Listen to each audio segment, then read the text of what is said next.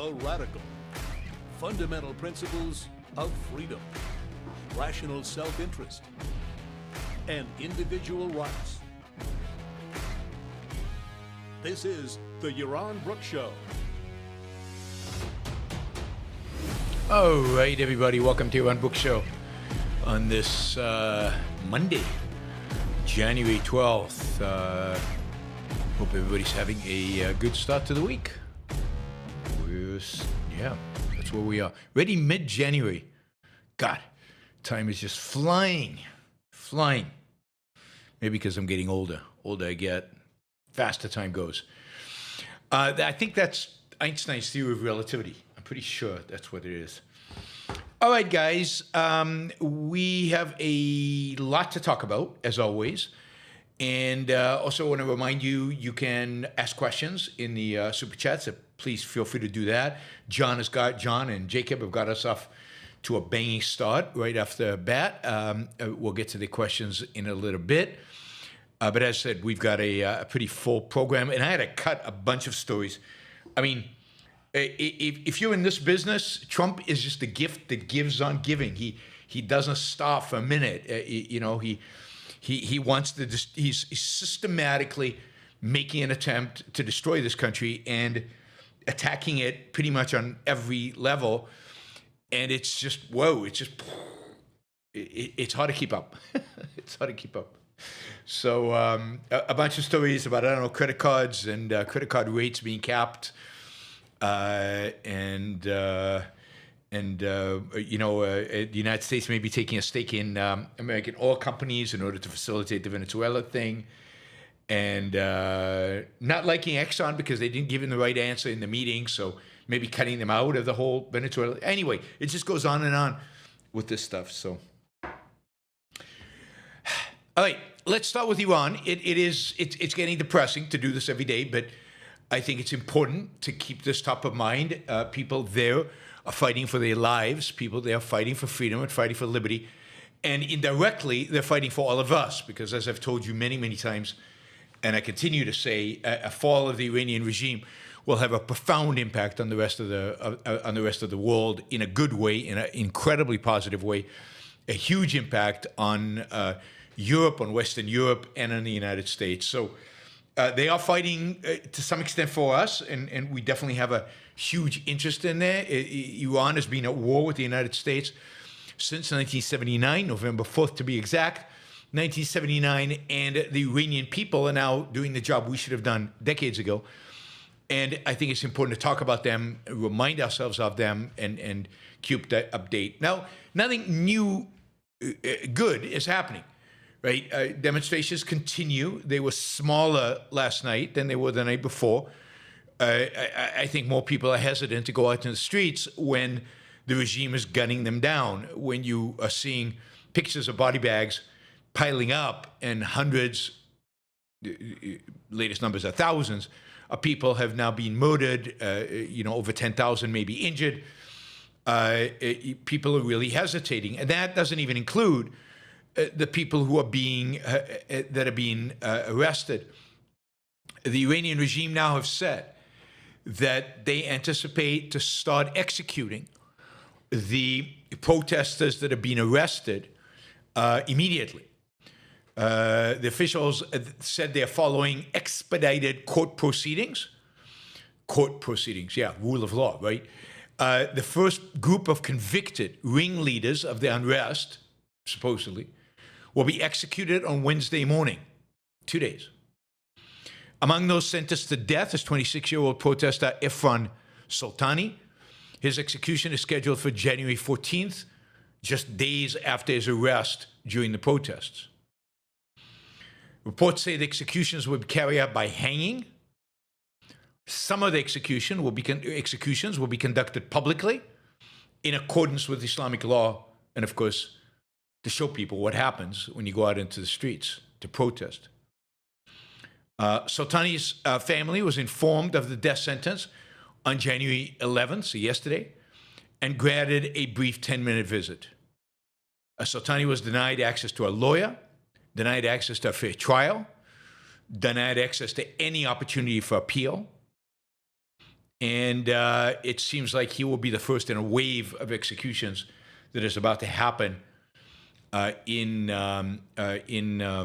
Iran. In the meantime, again, hundreds, maybe thousands will be killed.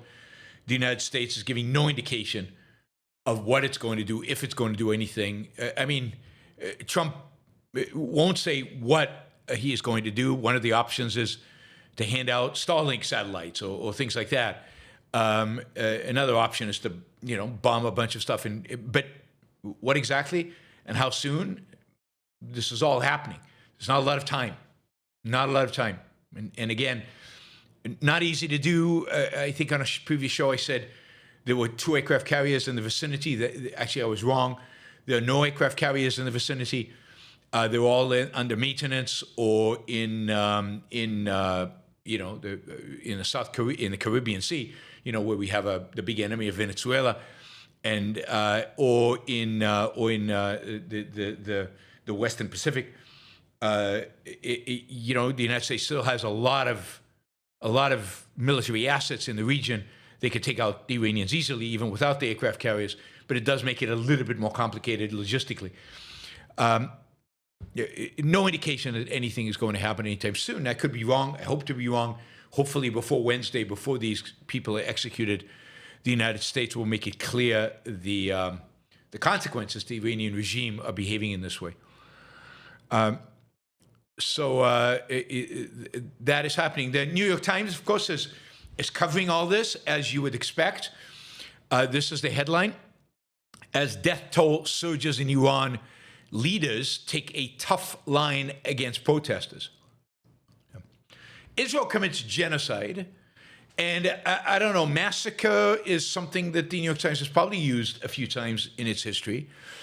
Killing innocent people, shooting into crowds, and so on. But for now, when it comes to the Iranian regime and Iranian protesters, the line is tough line. They're just getting tough. It's President Masoud Pezeshkian, this is a subtitle, expressed sympathy for the protesters, really, as he shoots them, but said the state must respond to rioters. Rights groups reported a big spike in the death toll. Must respond to the rioters. And rioters, I guess in quotation marks, but which is good, but tough line. And give the president of Iran like the quote. I mean, these people are real bastards. But the New York Times is just reflecting a phenomenon across the Western world. And that is the phenomena of silence, particularly from the left. Nothing from the left in terms of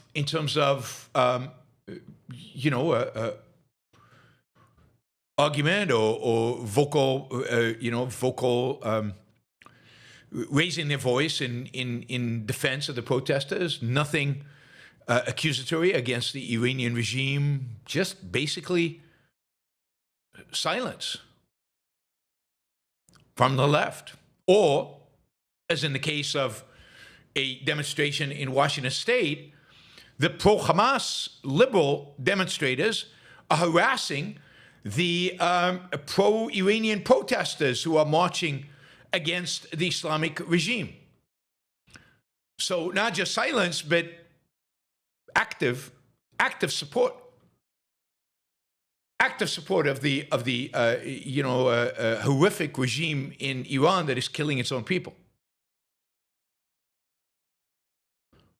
Indeed, demonstrating against the Iranian regime is, just in case you didn't know, it's important that you know, demonstrating against the Islamic regime and speaking up against the Islamic regime is Islamophobic.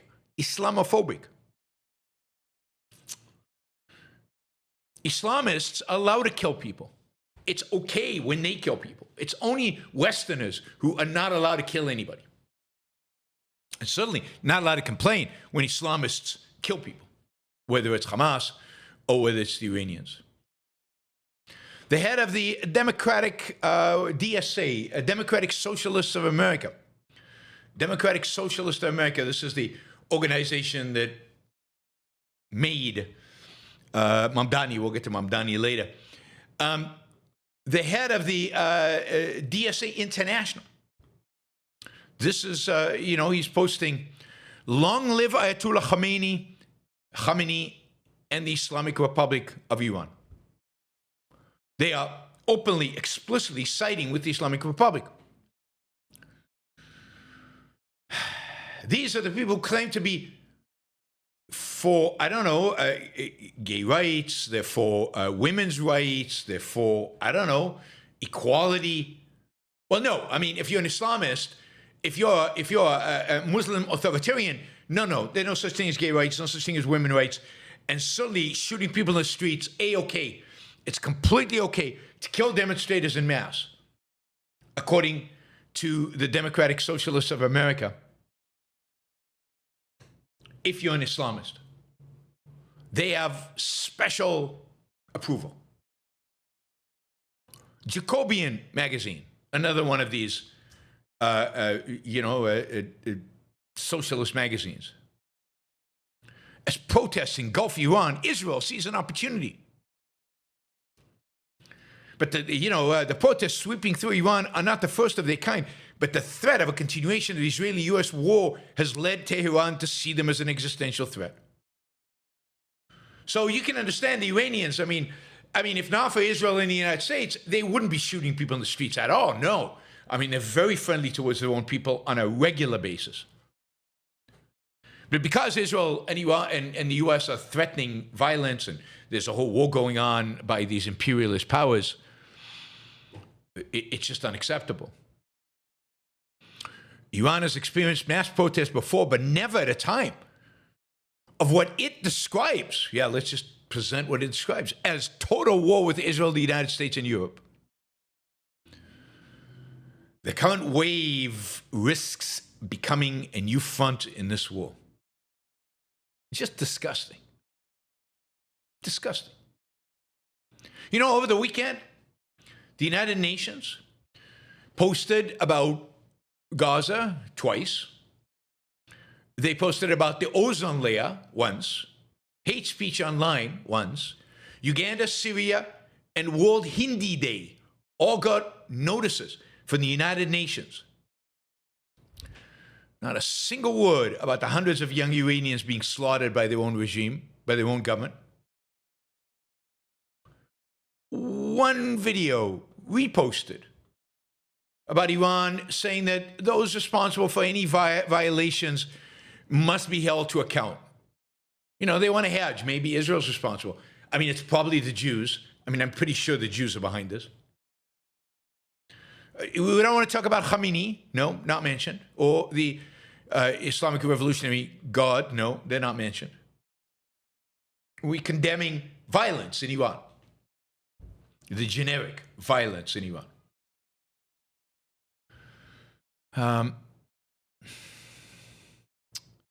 So the left is silent, or if anything, taking the side of the regime in Iran. What the hell is going on? And this has a long history. In 1979, when Ayatollah Khomeini came to power, or was trying to achieve power in Iran, Michel Foucault, one of the great leftists of the 20th century, of the late 20th century at least, cheered on the Iranian Revolution. Why? Well, because the Iranians, the Ayatollahs, the Islamists opposed Western imperialism, the real evil in the world. And Islam, ultimately, was just a force for spiritual awakening. They still believe this. They still hold this. Islam are the good guys. What drives the left more than anything else, in almost everything that they do and everything that they hold, what drives them is not a love for anything. It's not a belief in egalitarianism. It's not a belief in progress or achievement, as maybe existed in the old left. What drives the left today is a hatred of the West. An anti-Western mentality, an anti-Enlightenment mentality, just like, everybody hates the Enlightenment, left and right. They hate the West. They hate Europe, they hate America, they hate countries around the world who are adopting Western values. They hate capitalism. They despise capitalism. They despise the freedom of capitalism. They despise the wealth that capitalism creates. It ultimately destroys the environment. The left is anti-life. And therefore, they don't care about freedom in Iran. They don't care about Iranian demonstrators. Indeed, they hate the Iranian demonstrators because they listen to Western music and they read Western books and they want to turn Iran into, God forbid, a Western country. They admire the mullahs because the mullahs resist the West. They stand up to the West. They fight the West. Now, what's shocking is that the Iranians know this. So I found 2 posts over the last couple of days of Iranians grappling with this question of why have less Western liberals, the left in the West, betrayed them? Why are they ignoring them? So I want to read you these because they're quite insightful.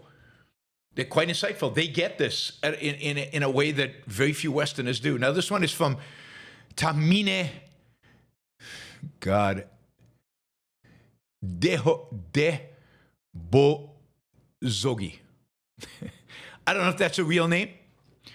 She's it says here she's in the United States, I sense, but she's obviously Iranian. She's an attorney oh, wow, okay, now all is revealed.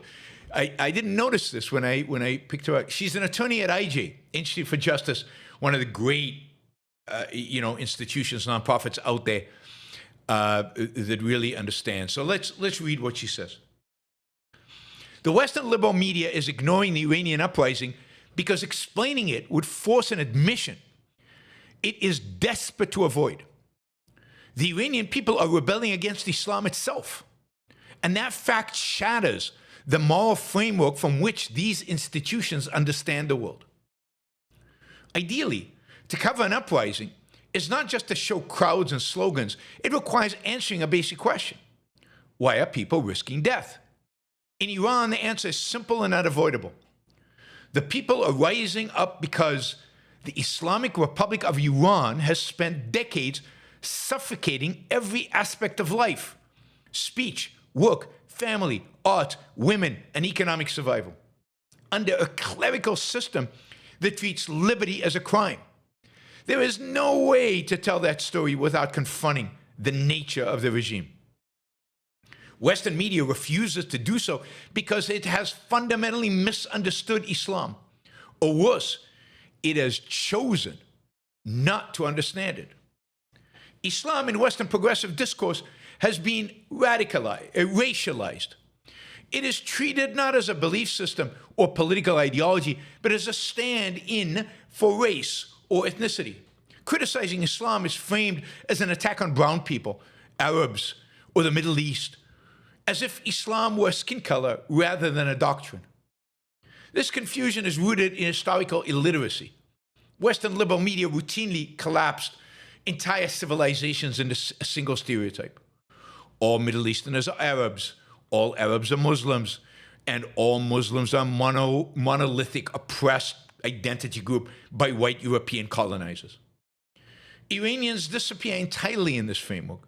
Their language, history, and culture, Persian, not Arab, ancient, not colonial, distinct, not interchangeable, are erased. By treating Islam as a racial identity rather than an ideology, Western media strips millions of people of their ability to reject it. Iranian protesters become unintelligible. Their rebellion cannot be processed without breaking the rule that Islam must not be criticized. So instead of listening to Iranians, the media speaks over them or ignores them entirely. There is another reason the Iranian uprising is so threatening to Western media is economic issues. As you know, Iran is not only a religious dictatorship, it is a centrally controlled, state-dominated economy where markets are strangled, private enterprise is criminalized or co-opted, and economic survival depends on proximity to political power. Decades of price control, subsidies, nationalization, and bureaucratic micromanagement have obliterated the middle class and entrenched corruption as the only functional system.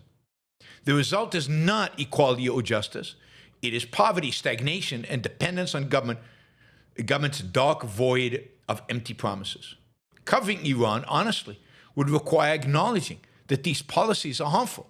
It's the same reason why they can't really cover Venezuela. They have been tried. They have failed catastrophically. This is deeply inconvenient for Western media institutions that routinely promote expansive state control, centralized economic planning, and technocratic governance as morally enlightened alternatives to liberal capitalism. Iran demonstrates where such systems lead when insulated from accountability and enforced by ideology. It shows that when the state controls livelihoods, nonconformity becomes existentially dangerous. That lesson cannot be acknowledged without undermining the moral authority of those who advocate similar ideas in softer language. Western liberal media prefers not to hear this. Acknowledging it would require abandoning the lazy moral categories that dominate modern discourse. Oppressor, this is straight out of woke, right? Oppressor and oppressed. Colonizer and colonized. White and non-white. Iranian protesters do not fit. They show that authoritarianism is not a Western invention imposed from outside, but something many societies are actively trying to escape. That is what terrifies Western liberal media. And that is why the Iranian people are being ignored. And the silence continues. That's really good. I mean, you don't have to agree with every word and every formulation, but that is good. And it's exactly right. We've talked about this over and over again. It doesn't fit into the oppressor oppressed. Gaza does. Israel equals Jews, equals white, equals privileged, equals rich. Palestinians equals brown, equals oppressed, equals poor. Oppressor oppressed, easy. Colonizer colonized. Jews colonizers, Palestinians colonized. White, non-white, fits perfectly. What do you do with Iran? They're all the same color. They're all the same religion.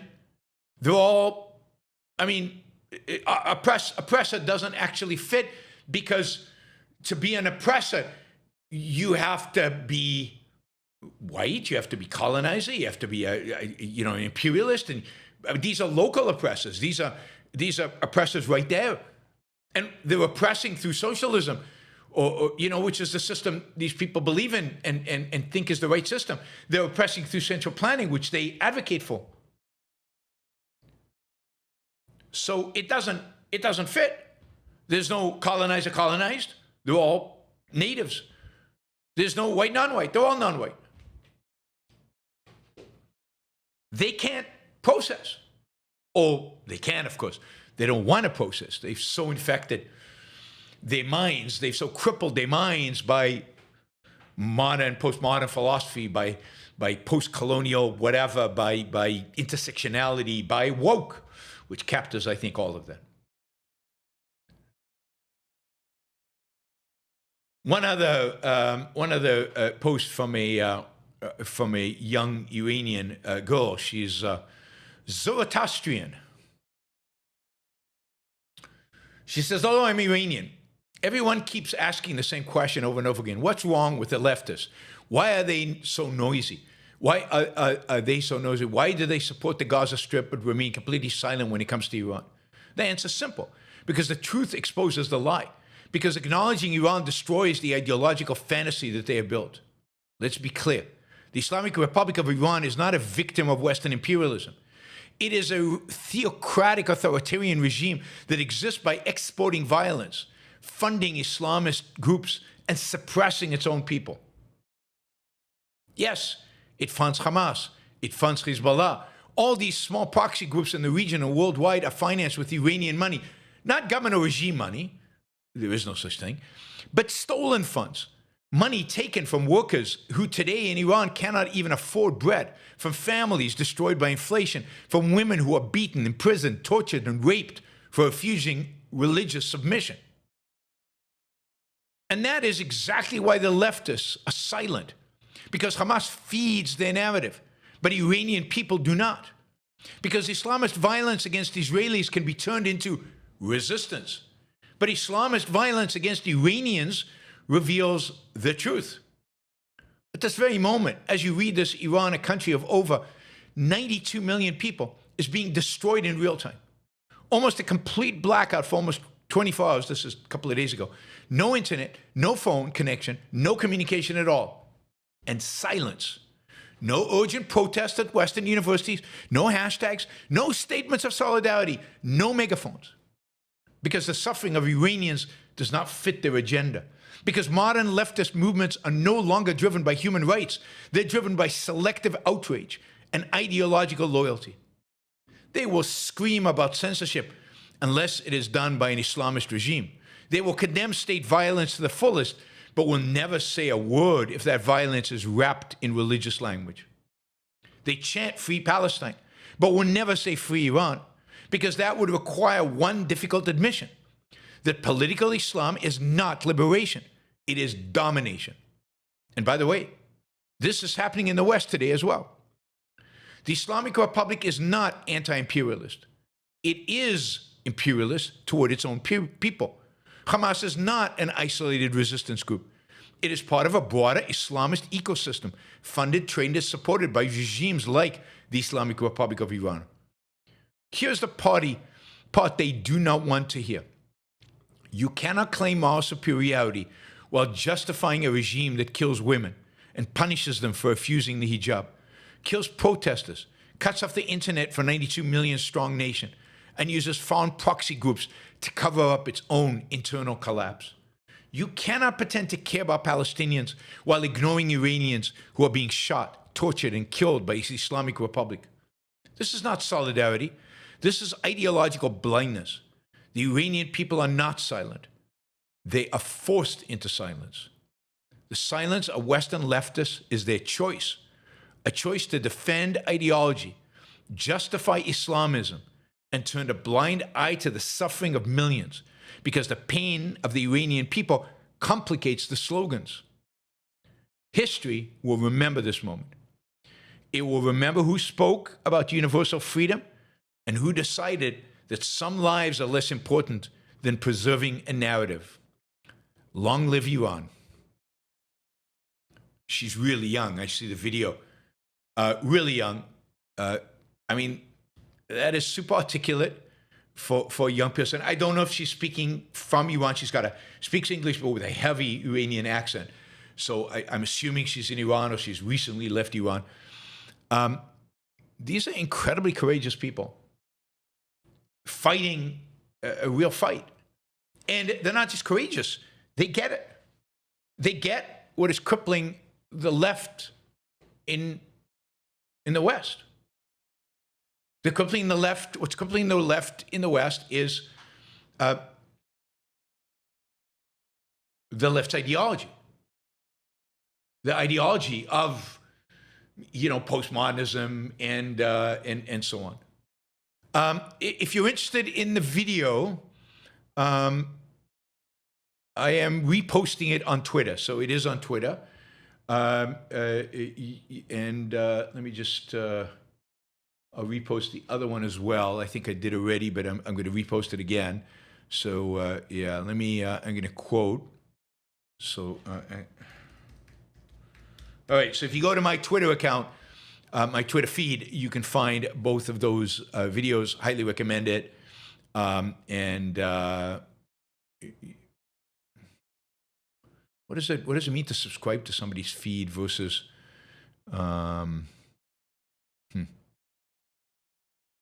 I don't know. I'm not sure what that means. Subscribe versus follow. Okay, that's follow. And then, all right. Follow. All right. So there you have it. the silence of the Western left. It's not like anybody on the right is making a big deal out of this. Trump mentions it once in a while. We'll see what actually happens. We're not seeing Western leaders make a big deal out of it. We're seeing silence across the board. Nobody really cares. Nobody really cares. But to a large extent, this represents the real battle of civilization versus barbarism that we face always. And it seems like a big chunk of the West is siding with the barbarians, or is just silent. And that silent really means siding with the barbarians. That's what it means. And if you side with the barbarians, don't be surprised. Don't be surprised when the barbarians are at your doorstep, when they knock down your walls, they take over your institutions, and you just succumb to them in your own backyard, never mind across the ocean. So, yeah, tragic.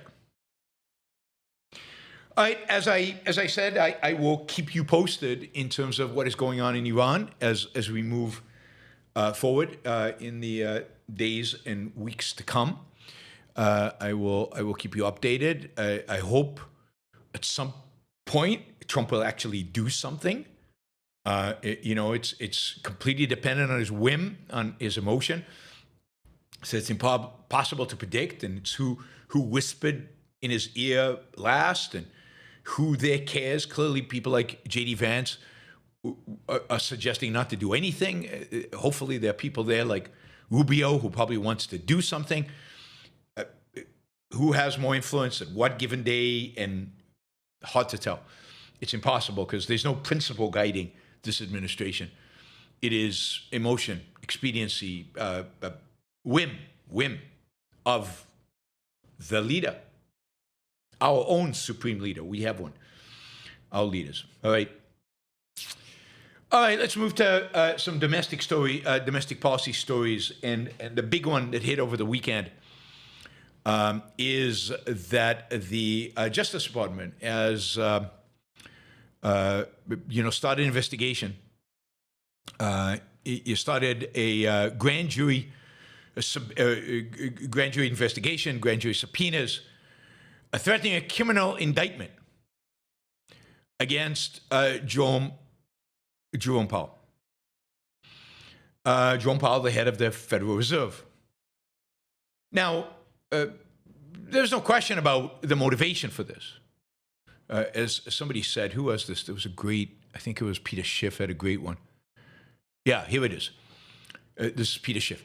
In essence, the Department of Justice wants to indict Powell for lying to Congress. But all Fed chairs have lied to Congress every time they've testified. And members of Congress lie to Fed chairs and to their constituents. The president lies too. So the Department of Justice should indict them all. Yeah. I mean, the reality is that the only reason for this indictment, this is about the construction costs of the renovation of the Federal Reserve building. And supposedly Powell, when he testified in front of Congress about the renovation, lied about the costs, or lied about how they came about the renovations of a building. We're talking about a president who's just knocked down the East Wing to build a ballroom, and it lies about it all the time. And now we have to be concerned about this, of all the problems in the world. And yet, that's clearly not why he's being indicted. He's being indicted to put pressure on him to lower interest rates. He's being indicted as a form of getting rid of the independence of the Federal Reserve.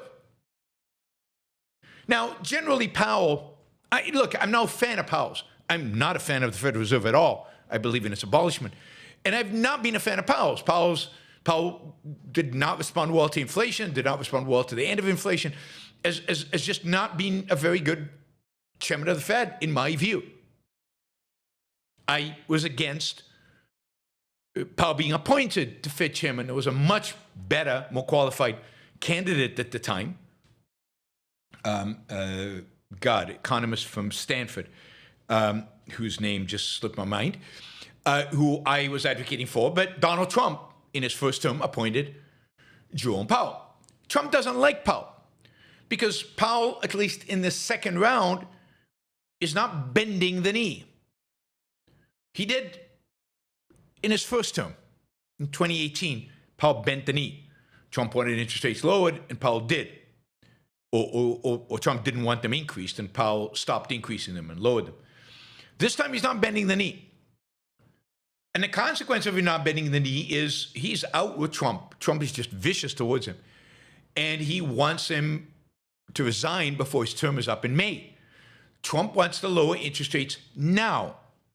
And the idea is if he lowers interest rates now, the economy will supposedly, according to Trump, boom, which will change the dynamics of the 2026 elections for Congress. Waiting until May to put in a new Fed chair, it's not clear, even if he lowers interest rates at that point, if it'll have enough impact on the economy to sway the elections. That's what's motivating this. This is just an attempt to pressure Powell. Powell generally has resisted kind of getting into tit for tat with Trump. But yesterday, he actually put out a video statement. So I want to read you the statement. I'm doing a lot of reading today. I want to read you the statement from Jerome Powell because in spite of the fact I don't like him, I don't think he's done a good job, and I hate the Fed. On this one, just like Peter Schiff and just like others who resent Powell and resent the Fed, I'm with Powell 100% over Donald Trump on this. This is a statement. On Friday, the Department of Justice served the Federal Reserve with grand jury subpoenas, threatening a criminal indictment related to my testimony before the Senate Banking Committee last year. That testimony concerned, in part, a multi-year project to renovate the historic Federal Reserve Office Building. I have deep respect for the rule of law and for accountability in our democracy. No one, certainly not the chairman of the Federal Reserve, is above the law. But this unprecedented action should be seen in the broader context of the administration's threats and ongoing pressure. This new threat is not about my testimony last June or about the renovation of the Federal Reserve buildings. It is not about Congress's oversight role. The Fed, through testimony and other public disclosures, made every effort to keep Congress informed about the renovation project. Those are pretexts.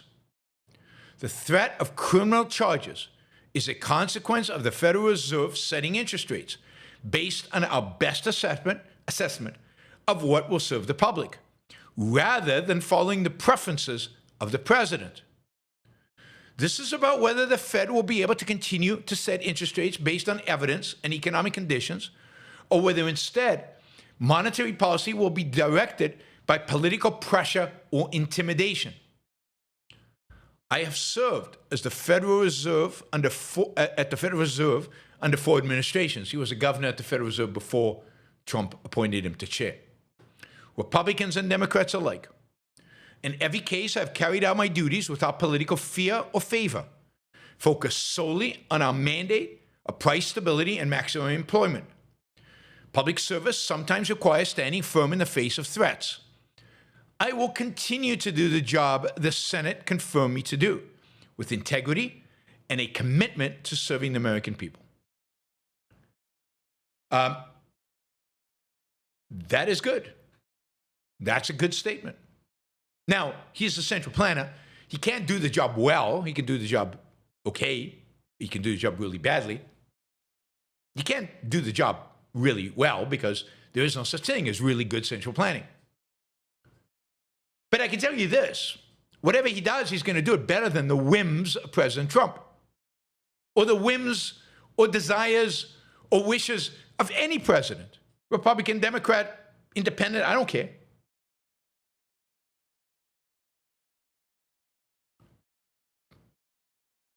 So, the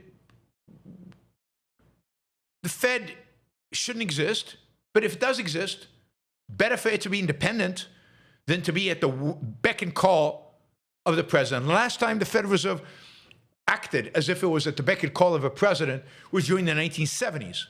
And what we got out of that was the highest inflation rates in American history, outside of wars. So good for Jerome Powell for standing up. This further exposes the kind of mindless, thuggish mentality of Trump and his administration. It is further evidence of how unqualified the people who are governing us, how unqualified they are to govern us, how destructive their policies are, and how they are completely motivated by demands for, everybody to bend the knee to their whims and wishes and demands.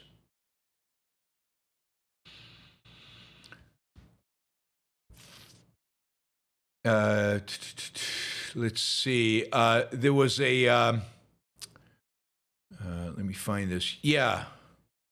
There was a statement issued earlier today signed by every former living Fed chairman, Bernanke, Greenspan, and Yellen, a whole slew of bipartisan former Treasury secretaries, Geithner, Paulson, and others, bipartisan former advisors to President, Hubbard, Mankiw, and Roma, as well as Jason Furman. This is not a controversial issue. This is not a left or right issue. This is a Trump versus the rest of the world issue. This is the statement. The Federal Reserve's independence and the public's perception of that independence are crucial for economic performance, including achieving the goals Congress has set for the Federal Reserve of stable prices, maximum employment, and moderate long-term interest rates. The reported criminal inquiry into the Federal Reserve Chair, Jay Powell, is an unprecedented attempt to use prosecutional attacks to undermine that independence. This is how monetary policy is made in emerging markets. Yeah. Banana republics, you should have said, with weak institutions, with high negative consequences for inflation and functioning of their own economies. It has no place in the United States, whose greatest strength is the rule of law, which is the foundation of our economic success.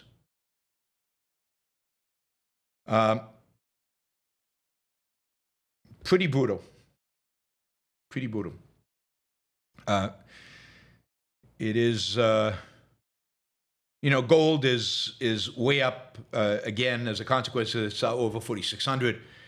So silver way up. They're both hitting records today. Silver's up 8%. To a large extent because of this. I mean, without an independent Fed, you can expect massive inflation. Massive inflation, good for gold, good for silver, and they are reflecting that. Bad for the U.S., bad for our economy, bad for our freedoms, bad for our freedoms. And look, the consequence of this kind of policy is what you get is toadies and ideological loyalties running complex institutions. That's what you get. You get people who are willing to bend the knee. The standard is loyalty. That's it. Nothing else matters. All this while U.S. government debt is gone through the roof.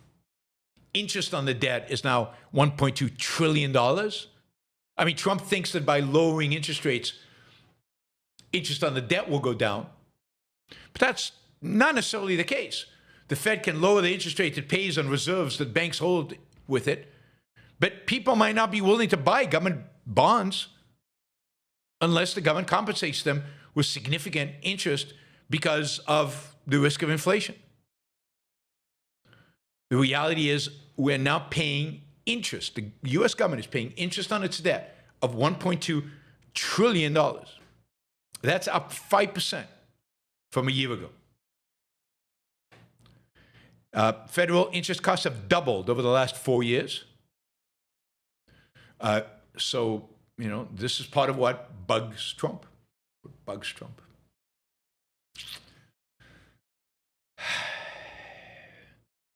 All right. Yeah, before we go on, a couple of things. People are asking about this poll at the top. So the poll at the top is basically asking a question. would you be willing to pay X amount, 150 or 25, a month, above and beyond what you do today? This is above and beyond what you're doing, although I can't control that really. Above and beyond what you support the show. But this is for a study group on OPA. OPA is the book behind me, right? Objectivism, the philosophy of Ayn Rand. This book, which we would go chapter by chapter, page by page, and cover from the beginning, starting with the preface all the way through chapter 1, which is reality, all the way to the end. This could take a year or two. But basically what I would commit to is 2 sessions a month, about 2 hours each. The idea is to have a small group. Everybody would be on Zoom, so there could be a conversation. It's a dense read. It's not easy. Dense in the dense philosophically, not. It's very well written. Very, very, very, very well written. It's a brilliant book. It's the way to go over, the way to read it is with a group and have a discussion about it. We would do it as a class, but to do it, it has to be worth my while. That's a lot of time. That's a commitment for like a year or two. It's a lot. So the reality is that while we have $25 up there as an option, I wouldn't do it for $25 a month, because let's say $25 a month. Even if we got 20 people, that's $500 a month. It's just not worth my time to do for $500 a month. We're talking about 4 hours.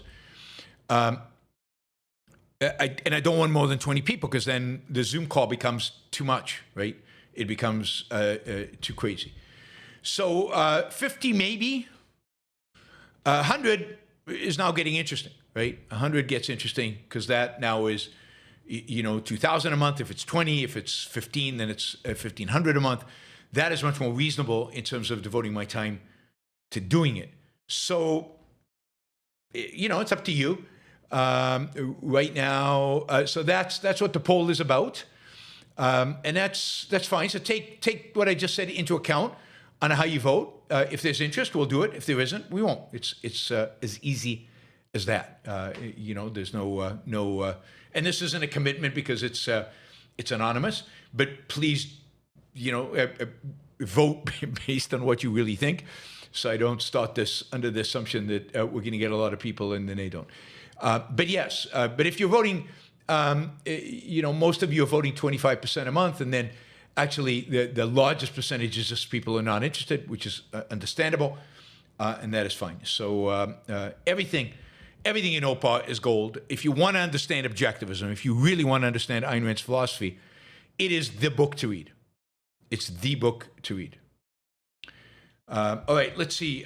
What else did I want to say? Yeah, I want to remind you that tonight we have Gina Gorlin on for an interview. So that is going to be. Gina's amazing, so I think you'll really enjoy it. So join us for Gina. That is at 7 p.m. Eastern Time tonight. We'll be talking about, defining a life of genuine ambition.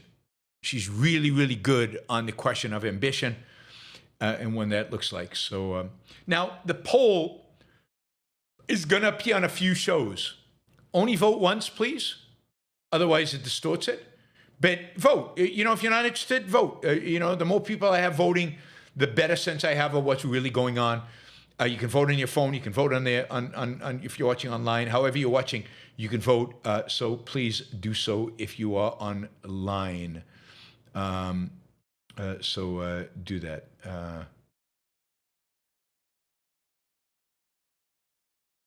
All right.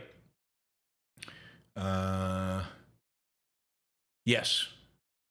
So, yeah, other than Ayn Rand, OPA is the most important book in objectivism, without any question. All right, let's see.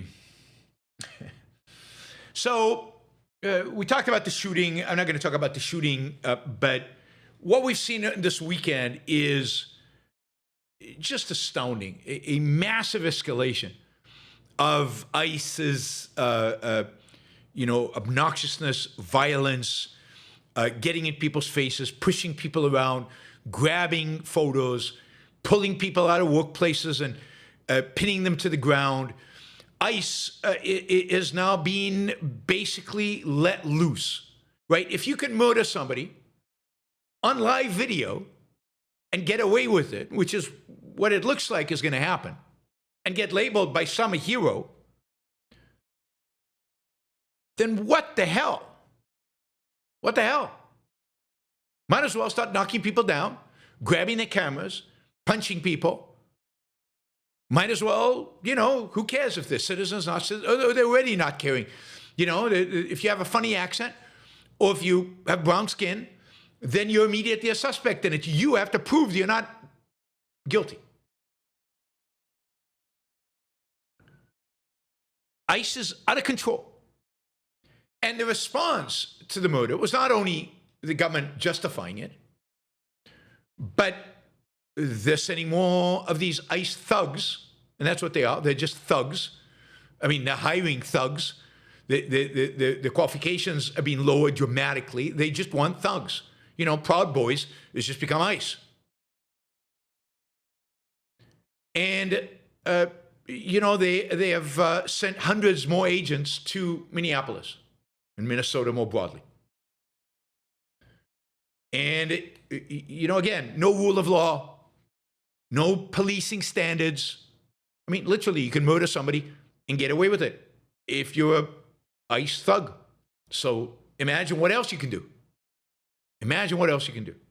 Here's the President of the United States was asked on Air Force One, do you believe deadly force was necessary? Trump's response to that was, they were highly disrespectful of law enforcement. So, this is new in America and important. You should know this. This is a big deal now in America. In America now, if you're disrespectful to law enforcement, it's okay to shoot you. Somebody else, told me that when I reposted a thing where a guy gets shoved to the ground and ICE just jumps on him, and it's like, how horrific is this? And the guy said, yeah, he was acting like a prick. He deserved it. So in America now, land of the free, the home of the brave, don't tread on me. And in that land, if you act as a prick towards the authorities, violence is fine, no problem. Homeland, the head of, ICE and the whole immigration thing, was on television. He was asked, this is the question, Noam called it an act of domestic terrorism. What's the evidence for that allegation? He says, if they didn't have sanctuary policies, he's trying to change the topic, the interviewer goes, to be clear, is anyone who protests ICE a domestic terrorist? Holman says, protest ICE. It's a case-by-case basis. If you look at the definition of terrorism, it certainly could fall within the definition. So if you're going out there and filming, or if you're going out there just demonstrating, ICE, go home, we don't like you, ICE, stop what you're doing. Or if you're honking to make a noise when ICE is raiding somewhere, you are now a terrorist. I mean, they could use drones to shoot you and kill you. Well, maybe not in the US yet. They certainly can use a gun to shoot you and kill you.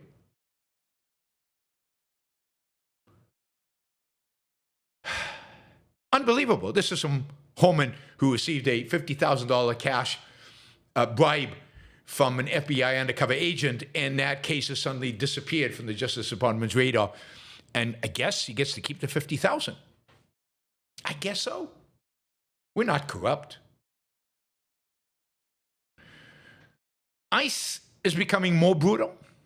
ICE is going to become more and more brutal, not just because they're not trained and their recruits are substandard and they act in an unprofessional way and they're not taught professionalism. No.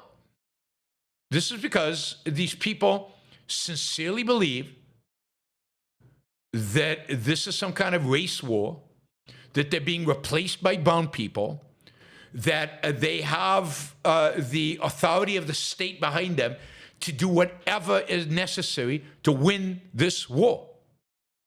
They're soldiers going out to combat against people who are invaders. Remember, immigrants are invaders who are replacing them. Replacement theory. Remember that meme that I showed you where they want to deport 100 million people from America? That means a lot of you and me. Certainly me. Because there are no 100 million illegal immigrants. So where do you get 100 million? Well, blacks and browns and maybe some Jews and maybe some people who got naturalized citizens of the United States. If you believe that immigration is an invasion whose goal is the replacement and oppression of the white race, then it's a war.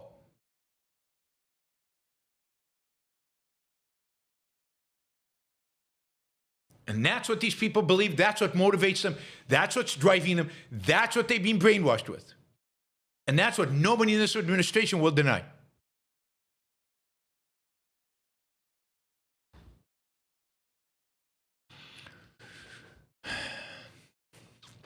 And again, you can find, just over and over again, you see these videos online.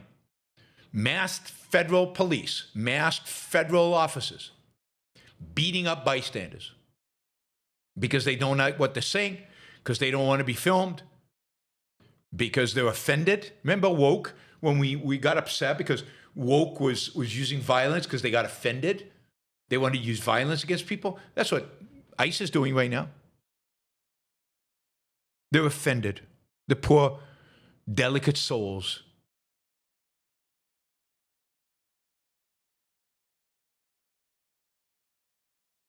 Somebody said in the super chat, what was it? I think Jacob says, he says, I agree with you with ICE. Just me personally, young kids at home, I would never stop to get in the middle of a law enforcement operation. Yeah, I mean, I get that. I get that. And you have to put it in the context of your values.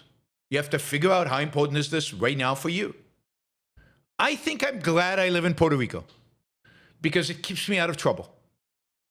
Because I don't know if I could resist. I mean, I am so upset by ICE. This is fascism in our streets. That I don't know if I could resist going there with a camera, yelling at them, arguing with them, debating them, and getting beaten up as a consequence. I don't know if I could resist. I mean, it's the same.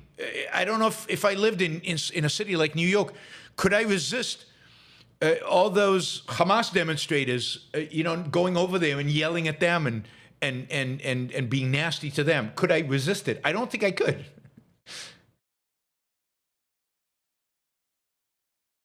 I don't think I could.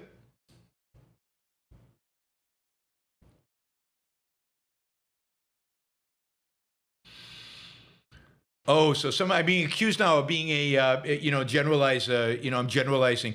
If you join ICE, I'm going to say, if you join ICE under these circumstances to do what these bastards are doing, then you are not a good person.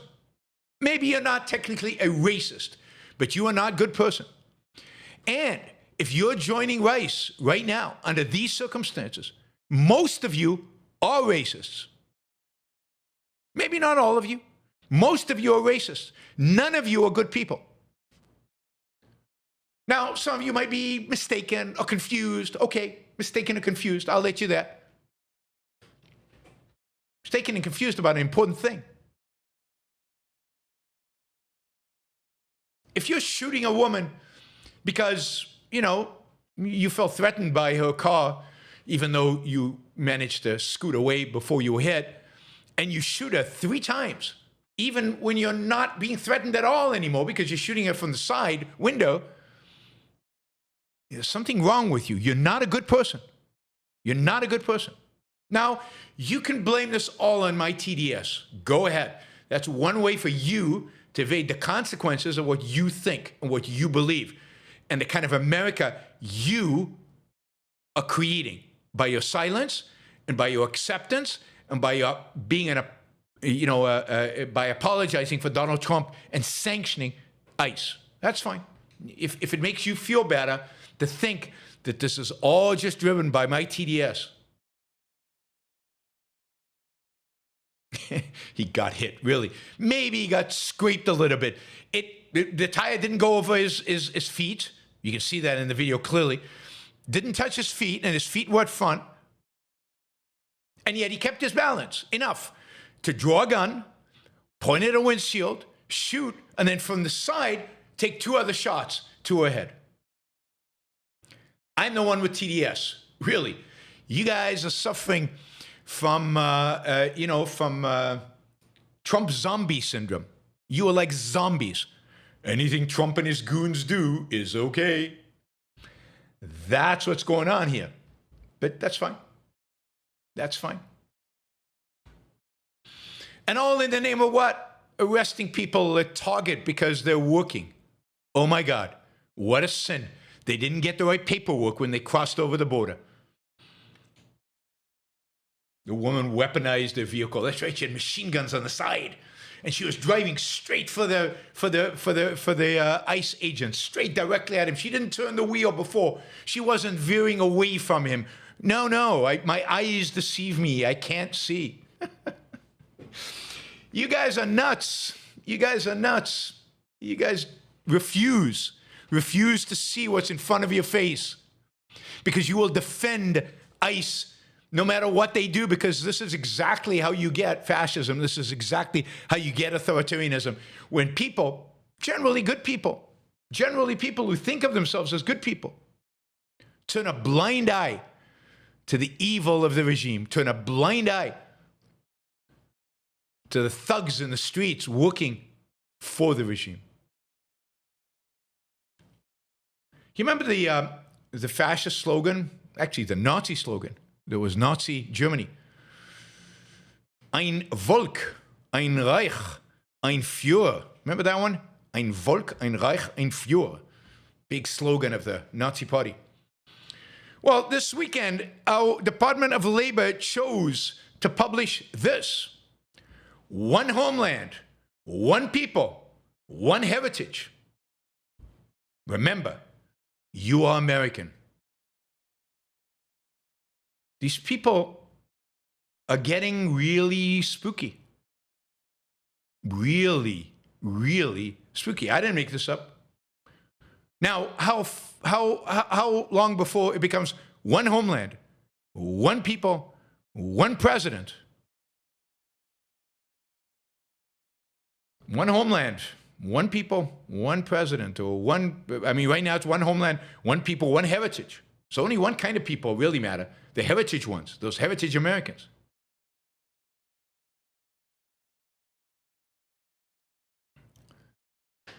They also came out, Homeland Security came out, that was the Department of Labor. Department of Labor is now telling you that. One homeland. Defend the homeland, this is Homeland Security. Defend the homeland. Protect the American way of life.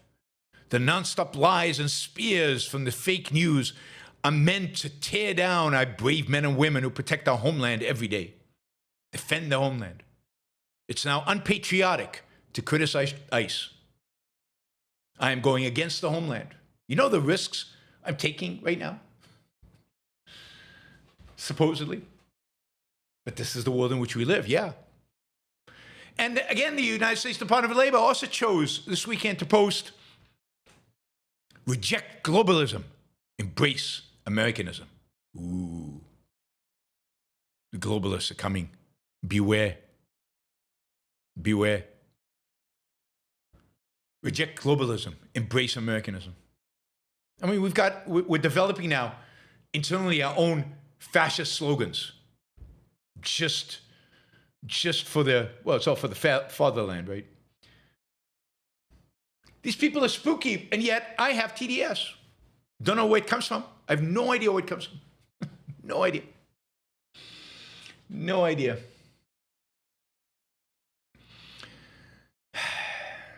All right, here's another story that'll make you unhappy. So we remember not that long ago, it probably still happens right now, but not getting as much press as it used to, because I think there's been a backlash against it. The woke idea that certain views could not be taught at our universities. And our universities, from Harvard all the way down to state schools all over the place, basically, there was a woke agenda. There were woke classes, there was woke things, and you couldn't teach, you couldn't teach otherwise. You had to teach the propaganda coming out of certain leftist departments. And if you taught certain things, they might offend and they might trigger, and you had to put trigger warnings, and you had to condition everything. You had to be really careful what you said on campuses. And yeah, we talked about this. We talked about the effect on free speech and the impact on free speech that the left was having and how dangerous the left was in doing so. Well, now we get the same thing, but now from the right. Texas legislature, this last spring, has passed a bill that now controls what can be taught on public university campuses. The First Amendment, be damned, but I guess it's public universities. What kind of control do legislators have over public universities? Unclear, undefined. Unclear, undefined. So last fall, Texas A&M university system decided that they were going to, purge the curriculum for anything smacking of woke and impose new standards on faculty. Now, look, universities, if they're private, can do whatever they want. They can decide what to teach. There is no such thing as academic freedom in the context of a private university. And of course, it's ambiguous what it even means in a public university, because universities have to have standards. You don't teach everything. But this is not driven by the university. This is driven by a law, a bill coming down from the legislature. Now, if that isn't a violation of free speech, I don't know what is. In one particular case written about by Greg Lukianoff, Lukianoff is the president and executive director of the Foundation for Individual Rights and Expression, what is called FIRE, a good organization that the Ayn Rand Institute has worked with in the past on issues of free speech. Greg Lukianoff has this op-ed in the New York Times. He writes about Martin Peterson, a Texas A&M University philosophy professor. He was presented last week with a choice. He could either bring his class in line with a prohibition on certain types of materials that deal with race or gender ideology, and to do that, he would have to omit readings from Plato from his class, or he could teach a different class, because this class would not be taught. In other words, materials from Plato, indeed Plato's Symposium, a classic of Western philosophy. I mean, I'm not a fan of Plato. I'm certainly not a fan of his Symposium, but it's a classic. The students could not read because it raised issues regarding gender ideology and race. Not on any particular side, right? This is a class that discusses current philosophical issues, current moral issues. You can't even have the discussion if certain materials are presented. Dr. Peterson, I don't think, was taking any particular point of view here. He was exposing students to the classics. This used to be what the left suppressed, opposed, denounced. We don't want those old white men and their ideas. So they demand that he cut the material from the class because it might set alarms about gender ideology. And that would politicize the classroom. But shouldn't we be having these discussions and debates in the classroom? Certainly professors shouldn't be preaching certain ideologies, but the debate is happening in our culture. Why would it not happen in the classroom? Isn't that the ideal place to have it?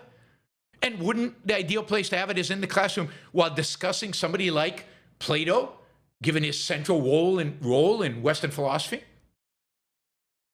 But notice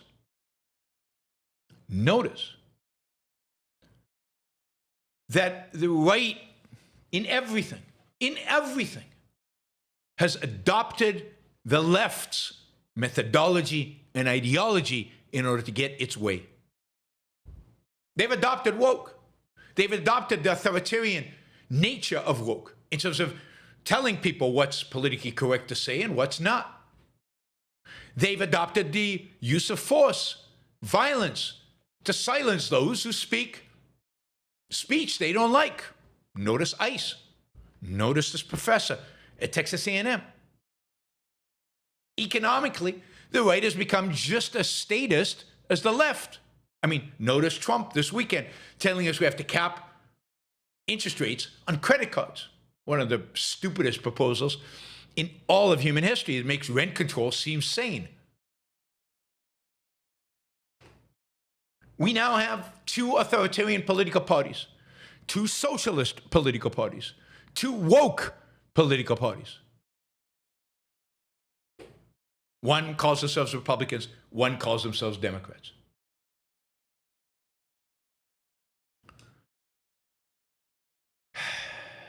So there is, never mind, having a conversation at the university. No, now we have to silence. We're seeing this across the country, not just in Texas. Administrators at the University of North Texas College of Education, they've made 200 changes to graduate and undergraduate courses, including the syllabuses, course names, and descriptions. The University of North Texas system began a review of faculty syllabuses, and the University of Houston said it's conducting a similar review. Within the Texas Tech University system, there's a memo that warned faculty members not to promote or otherwise inculcate certain specific viewpoints about race, sex in the classroom. What does it mean, promote and inculcate? Does it mean no discussion?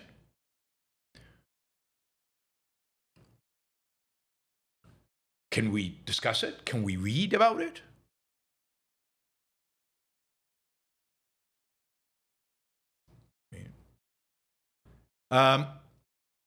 This is all coming out of similar to language that was in a law passed in Florida called the Stop Woke Act, which FIRE is suing against and it's been in litigation against since 2022. A federal judge described Florida's law restricting instruction in college classrooms as positively dystopian, recognizing that the First Amendment protects classroom instruction.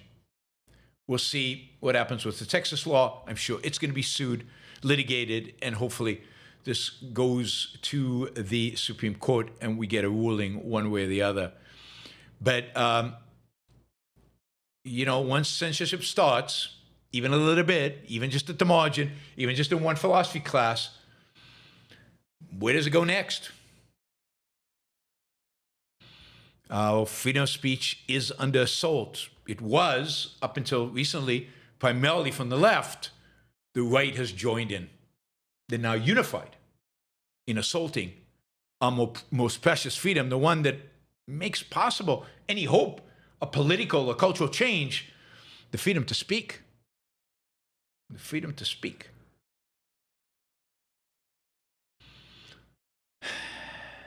All right, let's talk about one nutty leftist thing, and we'll end with a positive from the Democratic Party. A positive. Can you imagine? It's truly stunning. California. Oh, my God.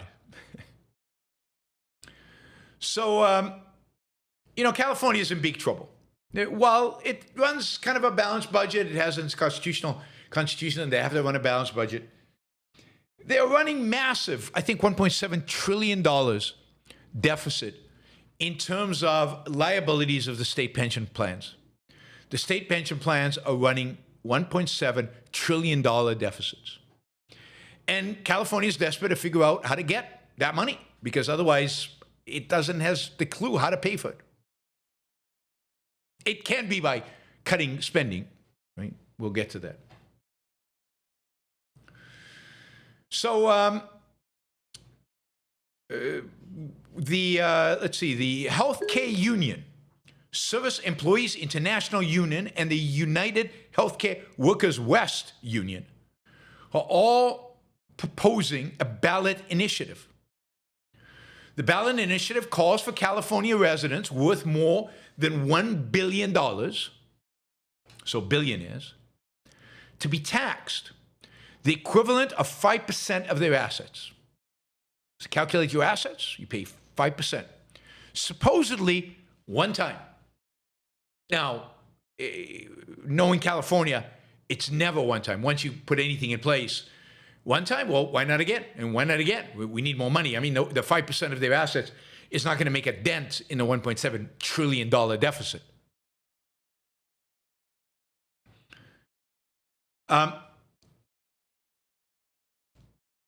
If the measure gains enough signatures, it hasn't yet, to reach the state ballot in November, and if it wins approval, it will be retroactively applied to anyone who lived in California on January 1st, 2026.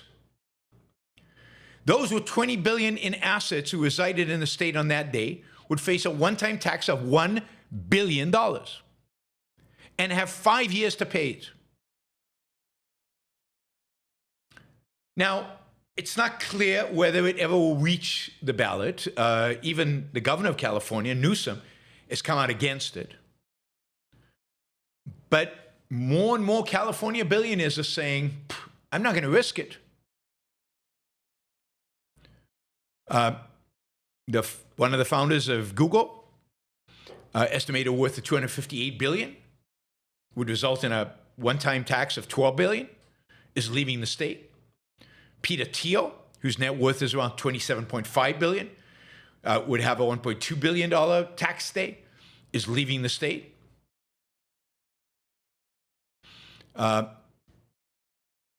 Remember, this is all in addition to whatever income taxes they pay, 13% on their income. Right. More and more billionaires, somebody said there are about 200 billionaires in California, 200.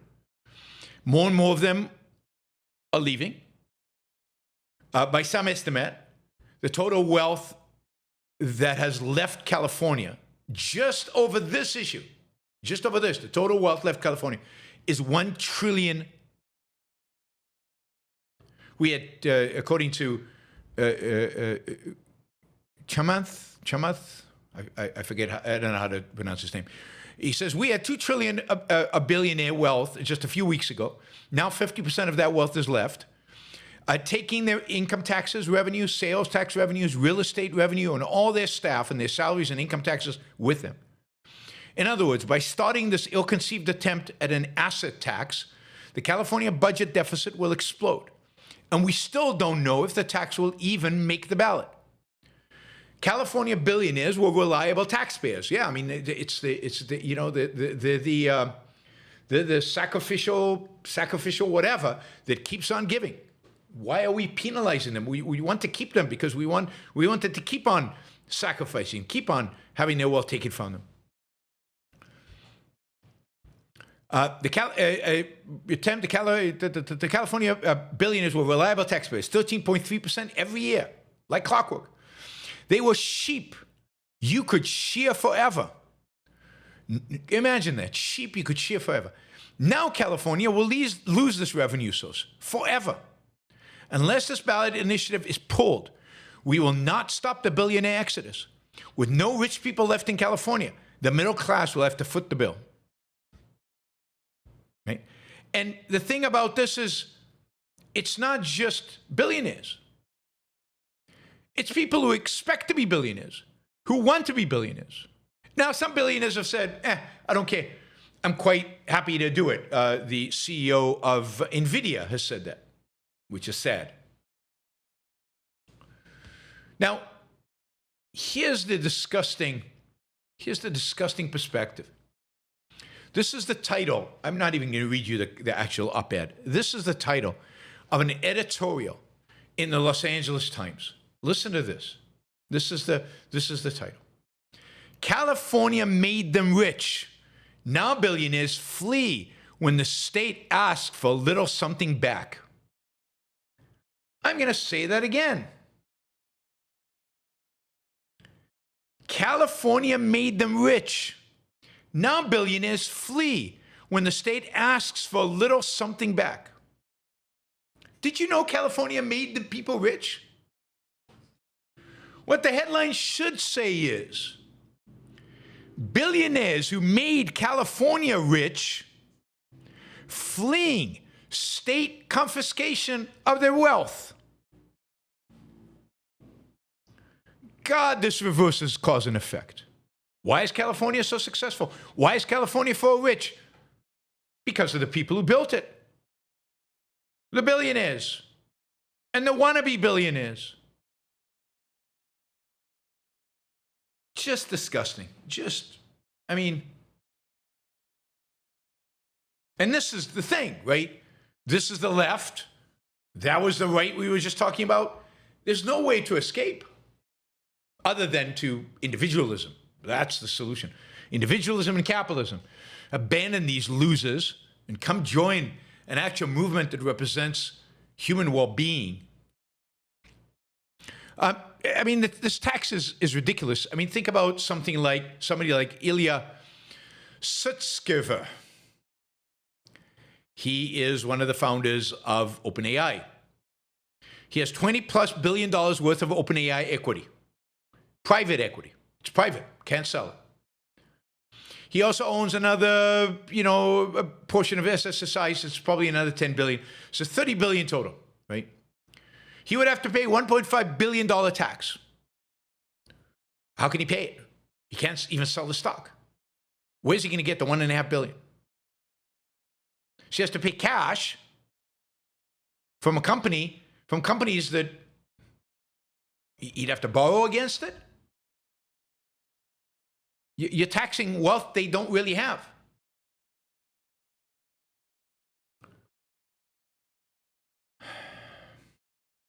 And even if you tax all of them, all 200 billionaires, if they all paid in, you'd raise 100 billion. $2 trillion they have, you'd raise 100 billion. The deficit is 1.5 trillion. 1.5 trillion. That's less than 10%. Where are you going to get the other 95%? 92%? It's just, you can't do it taxing billionaires. No worry. We'll tax them anyway. What the hell? 100 billion, that's cool.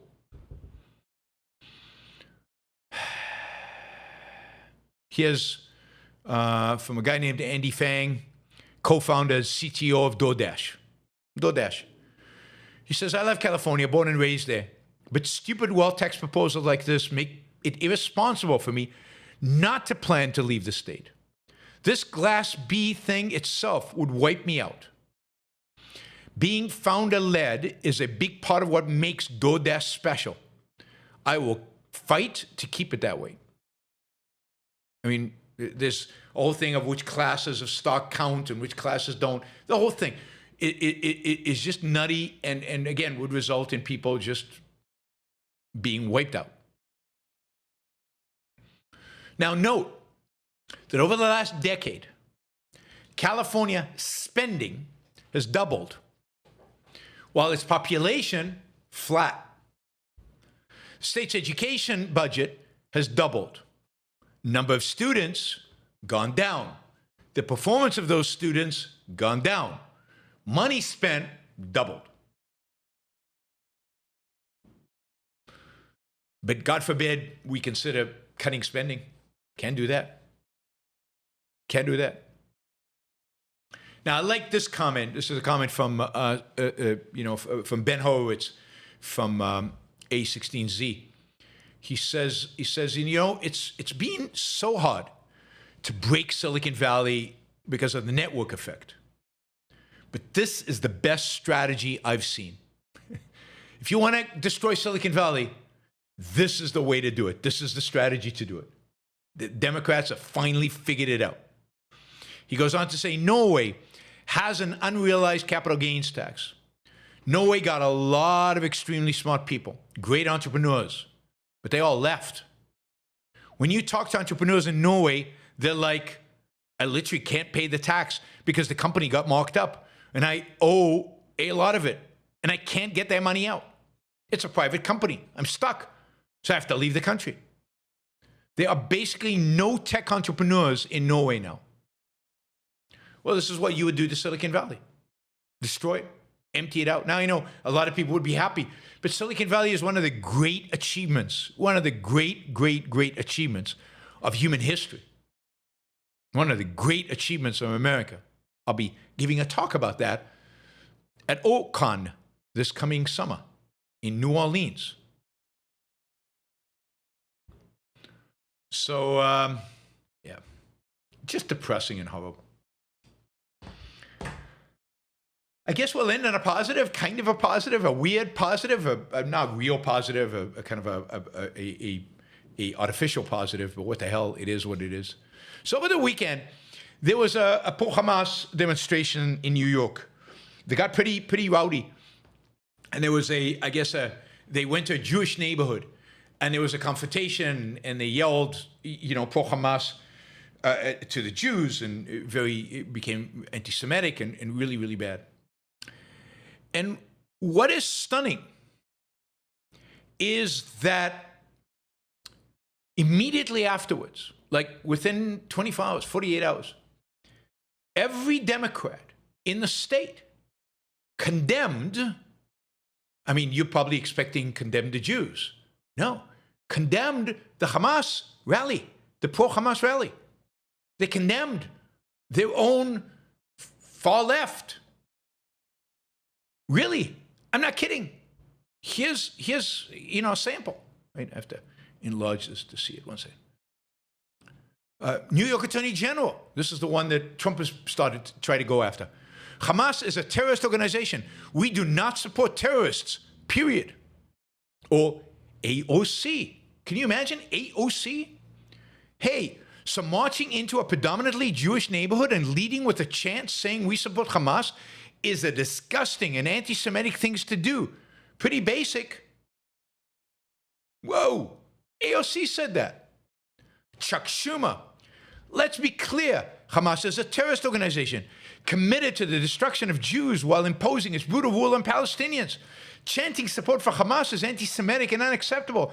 This hate must have no place in New York City, in the US or around the world, and must be loudly condemned. The governor of New York. Hamas is a terrorist organization that calls for genocide of Jews. No matter your political beliefs, this type of rhetoric is disgusting, it's dangerous, and has no place in New York. Gilbrand. Hamas is a terrorist organization. They're all from exactly the same, right? Committed to the murder of Jews, this hateful, da-da-da. Let's see, Senator Jackie Rosen. Hamas is a terrorist organization that carries out the deadliest attacks on Jews since the Holocaust, cheering them on, da-da-da. Congressman Laura Gill. This is a clear attempt to terrorize the Jewish community. Openly supporting a terrorist organization is reprehensible. These are all Democrats. Linda Lee of New York City. Hamas is a terrorist organization. Any rhetoric that glorifies them and spreads anti-Semitism should be widely condemned. Thank you for the NYPD for keeping our Queens community safe last night. And in the shocker of all shocks, I don't know how you make sense of this, guys. Mamdani. As I said earlier today, chants in support of a terrorist organization have no place in our city. We will continue to ensure New Yorkers' safety, entering and exiting houses of worship, as well as the constitutional right to protest. And the headline is, and he's retweeting this, Mamdani condemns slurs and pro-Hamas chants at heated Queens protest. What the hell? First, where were they just a few months ago when this was going on? And they, every single frigging one of them, supported it. Well, I'll tell you what's happened.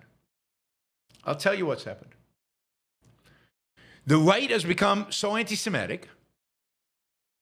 The Jews have no home anymore as a bloc, voting bloc.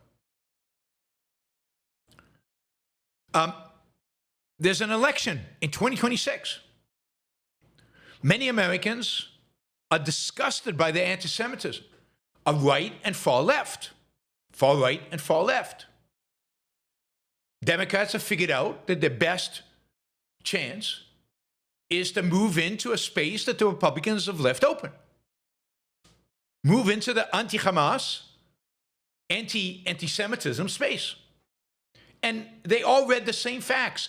They all got the same email. They all copy-pasted from the same document, and they all came up with the same statement all at once. And I think you're going to see more of this before the 2026 election. I think the Democrats are going to try to be the reasonable party. They're going to try to occupy the center. Good for them. Even though, you know, many of them, I don't know if most or whatever, don't believe it, good for them. They figure in order to win in 2026, they don't need the far left. What they need is the Jewish community in New York. What they need are the moderates. What they need is independence. What they need is the center. And if they can get the center, if they can get independence, if they can get even moderate Republicans who are disgusted by the Tucker Carlson, the J.D. Vances, the Fuenteses, the Candace Owens, the Megyn Kellys of the world, then they can whip the Republicans, maybe even take the Senate. So I wouldn't be surprised if what you see politically over the next, 10, 11 months, is a much, much more reasonable Democratic Party. A Democratic Party that shifts dramatically to the center in an effort to try to capture those votes. And good. And if they win on that, maybe they'll learn a lesson that the center is where they belong and that the far left is ultimately an anchor that's pulling them down and droning them, just like the so-called far right is droning the Republican Party and killing it. This country is still a sane country. This country is still a basically good country, though it's hard to see sometimes. This is a country that doesn't live on the pro-Hamas side, and it doesn't live on deport 100 million people. Criminals, yeah, deport them. Most Americans, overwhelming majority of Americans agree with that. We reject Hamas as a terrorist organization. We're not for terrorism. Most Americans, overwhelming majority of Americans agree with that. Now, the center is not stable. The center cannot hold long term. But it's surely a better place right now than what the Democratic Party has become and what the Republican Party is becoming, or maybe is already. Two horror shows, scary, authoritarian, statist horror shows. All right, my friends, that is the news for this January 12th, 2026. And thanks for being here. Thanks for joining me. I will turn now to our Super Chat questions. I think we've got quite a lot of them, which is great. I appreciate that. Yeah, a lot of questions. And we've covered the second hour. We've made our goal in the second hour. I think we're going to spill into the third hour, given the number of Super Chats I already have. So feel free to keep asking questions, particularly, I've got a lot of $2 and $5 and $10, particularly if it's 20 or more questions. Those are great. And those will potentially get us to our third hour goal, which would be amazing. Yeah,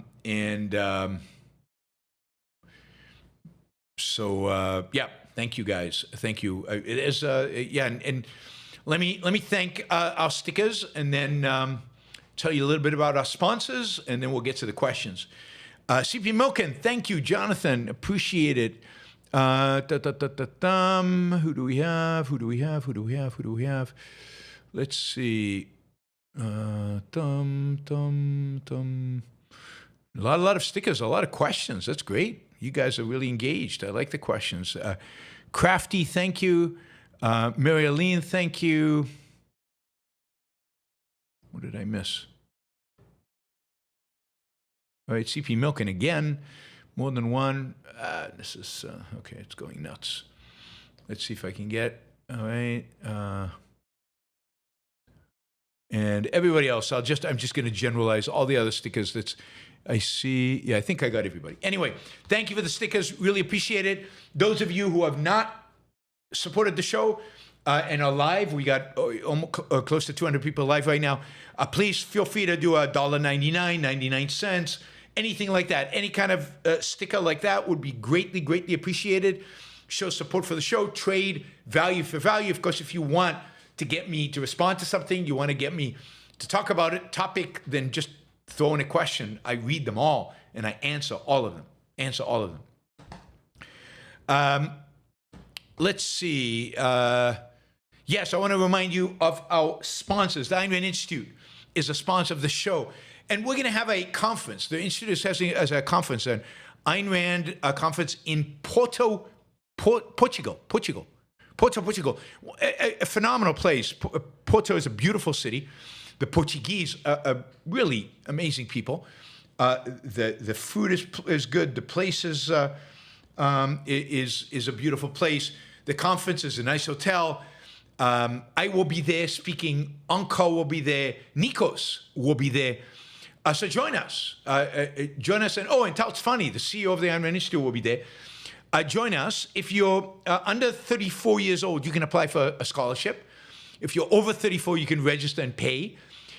Either way, you get a 10% discount by using the code 26YBS10, 26YBS10. And you can be a part of this, fun, amazing conference. So, thank you. Thank you for those of you who join us. I hope we get a lot of people. Porto. When is it? It's in April.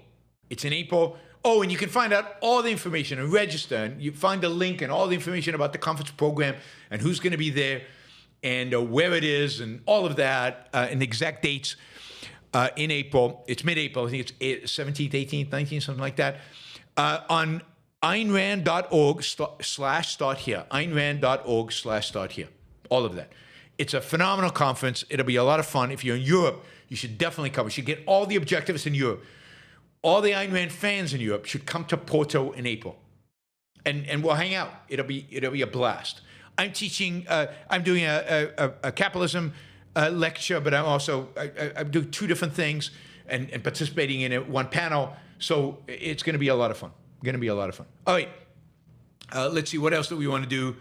What else did I want to say? I wanted to remind you of Alex Epstein, who is the world leading authority on all things energy, fossil fuels, electricity, power. It's all about power. Power, not in a political sense, but in the stuff that we use to light our homes. He is the expert, and if you're interested in any of those topics, he's the guy to read.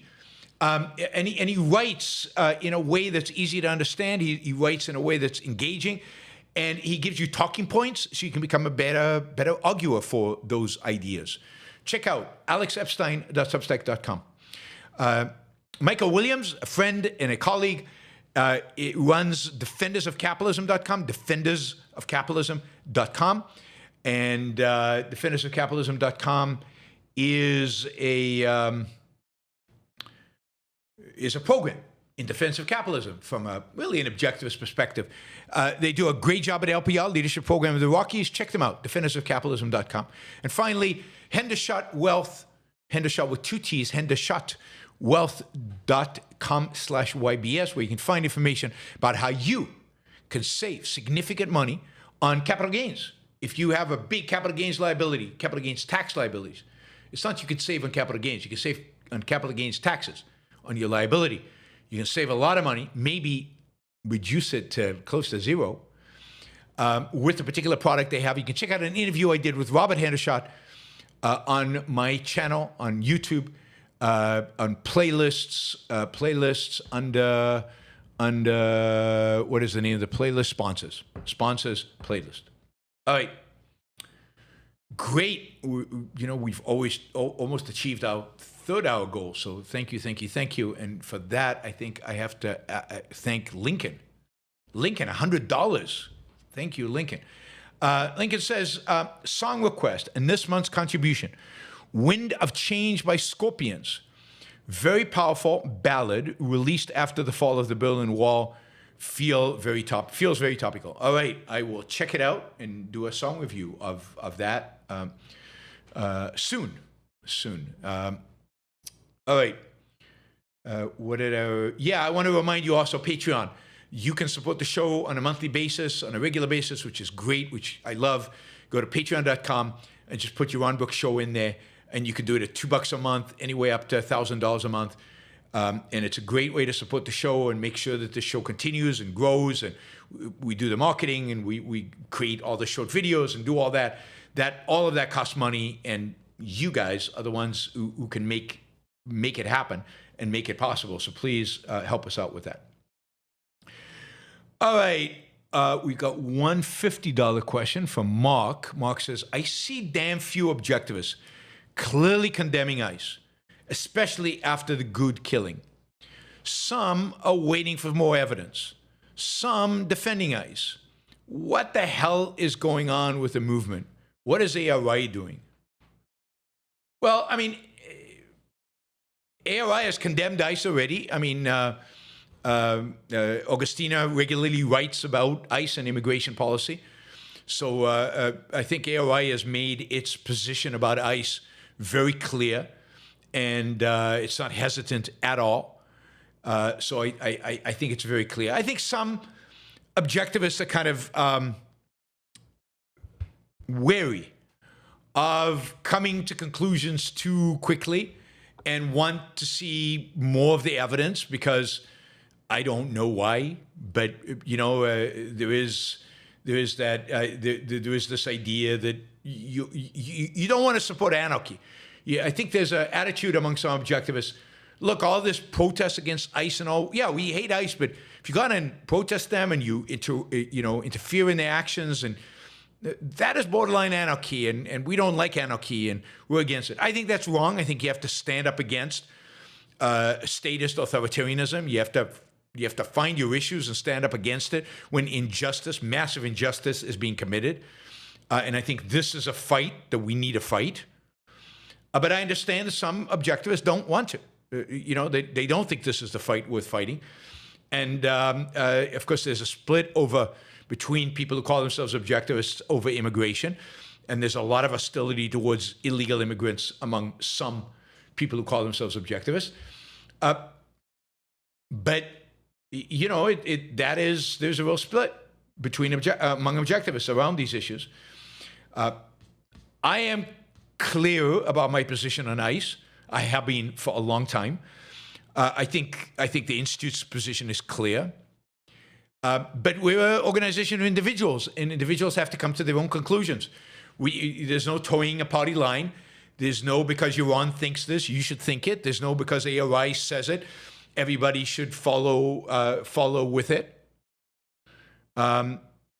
People have to make up their own mind about this, and you have to make up your mind about them when you see them make wrong choices.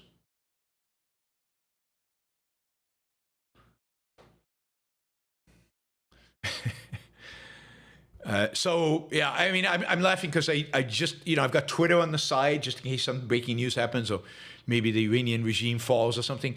I don't want to miss it, right? So I've got breaking news, and U.S. Department of Labor is putting out these memes. It's putting out these pictures, right? And these memes. And this is the latest one. Let me show you this one. I'm going to show it to you. Let me pull it up. And because it really is. I mean, look at that. I can't make it larger because then you won't get the whole thing. There it is. U.S. Department of Labor. I think you can see it, guys. U.S. Department of Labor. It says, it's Monday. Patriots are in control. Let's get to work. With this image of Trump dark, white, and like a flag, but in this tough guy position, patriots in control. And look, the implication is clear. The implication is not just Trump is a patriot. Well, that's good. Good that the president of the United States loves the country.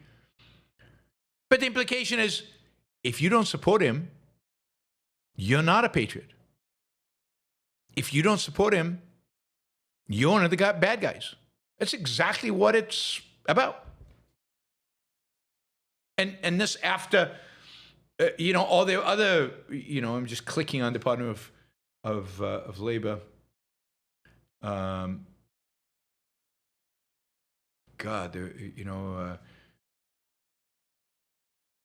This is after their Homeland and all the rest of it.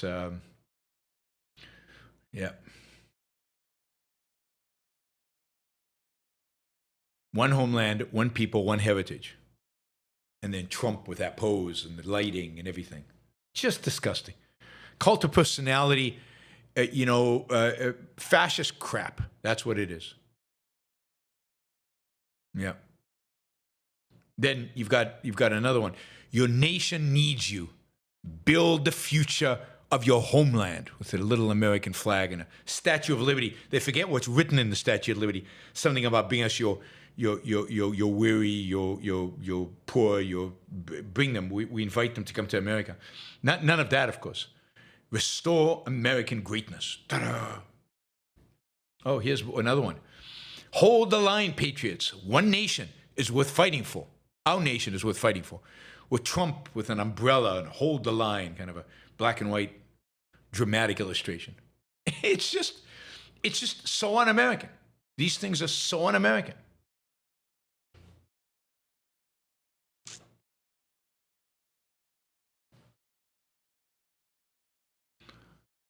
So Mark says he wants to hear more. I don't know what $50 worth. I don't know what you want me to say about these other objectivists. There are people out there in the movement who are coming to wrong conclusions, and I think a lot of it is motivated by fear. There's definitely a part of the objectivist movement that over the last 10 years has been motivated by fear of the left that really dominated. Has dominated the way they look at the world. And they start out usually by saying, yeah, I don't like what these Republicans are doing. I don't like Trump. I disagree with Trump. But the alternative is the left. But because they're so obsessed with the left, they keep accepting one more thing that Trump does and one more thing that Trump does. And over time, they buy into it. And they've sold their soul to the devil. This is the problem with tribes and collectivism and joining, forming coalitions to fight X. And the consequence of that is you lose your soul. And I think a lot of these people have lost their soul. They're gone. Mark continues, where's Peikoff's influence in this? Peikoff is 92 years old. I don't think you have to, he's 92 years old. So he's not going to have a lot of influence. And the influence he has, in this case, might not be positive. That's the reality. So, I don't want to talk too much about, I don't want to talk about Peikoff, but look at other people out there. There are people who call themselves objectivists who are massively committed to Trump. I don't know, Harriman and Salzman and Andrew Bernstein. And I think they've sold their soul to the devil. They're young enough. They still have, all their faculties with them. You can't excuse it. They've sold their soul to the devil. So the rest of us, we need to do the best that we can do. But the Institute is clearly on the right side here, and I am on the right side here. And the rest, you guys get to make your own decisions. I don't believe in imposing my will. I couldn't anyway. I certainly don't want you to agree with me because I said it. I want you to figure it out for yourself. I make my arguments passionately, I think, hopefully logically and rationally, and you guys get to decide. Mark, thank you for the $50. I hope that complete answer, made the $50 worth it. Anyway, John, is it reasonable to worry that Trump could try to stay in power after his term, and that ICE, given its partisan alignment, could be used as a tool of political enforcement akin in function, not scale, to secret police? Yes. Yes, absolutely. It's reasonable to worry about it. And while Trump is getting old, and by the time the next election, he'll be, 82, 83, and maybe won't want to stay in power, or maybe won't be quite there, you've got to worry about if J.D. Vance is running, what happens? You got to worry about the Republican Party more broadly. You've also got to worry about the midterm elections in 2026. What's going to happen? I'm worried about what's going to happen in the midterm elections. I don't know what's going to happen. I mean, Trump is already making noises about challenging the results of the midterm elections, challenging the methodology of the voting, challenging the states. I don't know how that's going to end. And would ICE, as constituted today, could ICE be used to reverse a legitimate election? Yes.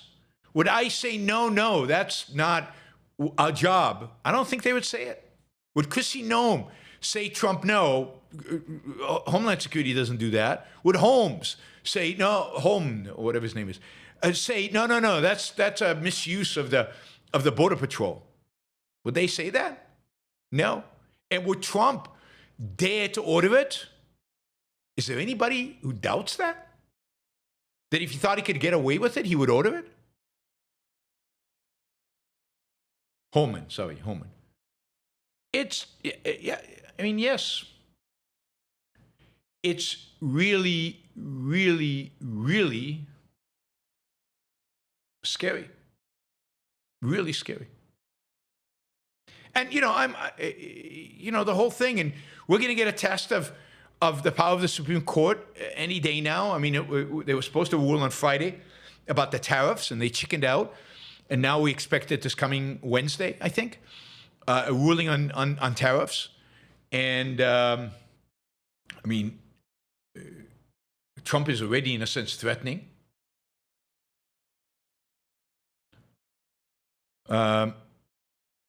He just said just a few minutes ago, if the Supreme Court rules against the United States of America, on this national security bonanza, tariffs, we're screwed. The whole post that he posted on this is one big lie. But anyway, there's going to be a lot of challenges. John says, great members only show, thank you. That's yesterday, the show we did yesterday.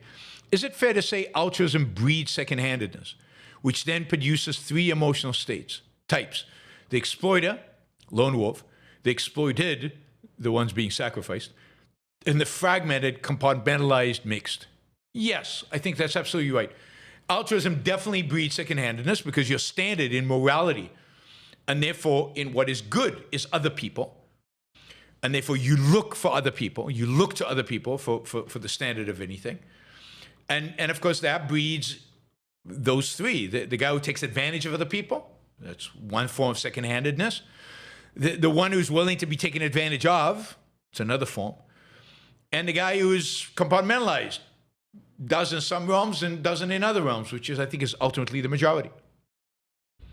The tribalists, the tribal leaders, and the confused.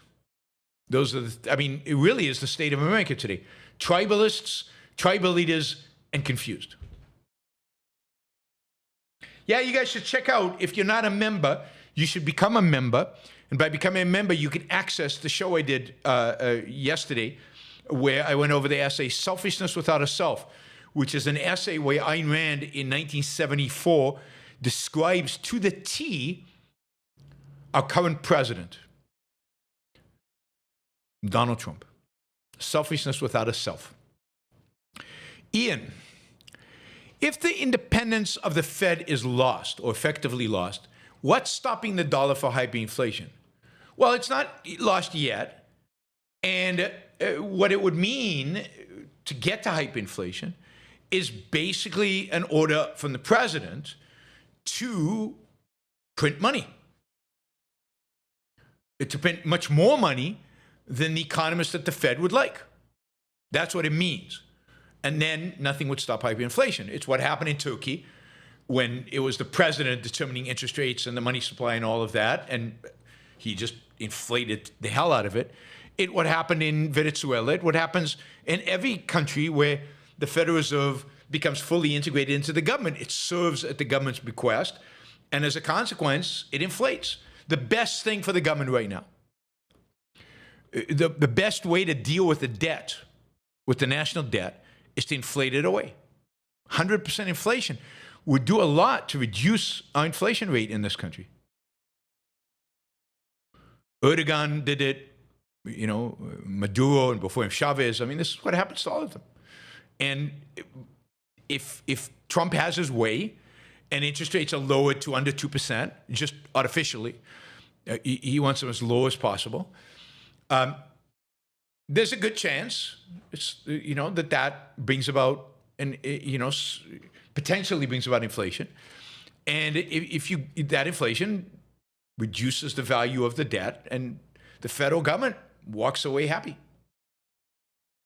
I mean, not really, because they'll be voted out of power because the people hate inflation. We're all much poorer because of it, much poorer. We're talking about price inflation, driven by monetary inflation. All right, David, Yaron, please get Schiff on the show. Proper in-person recorded video of the two of you talking in yours or his garden. Discuss markets, gold miners, Trump, and Rand, of course.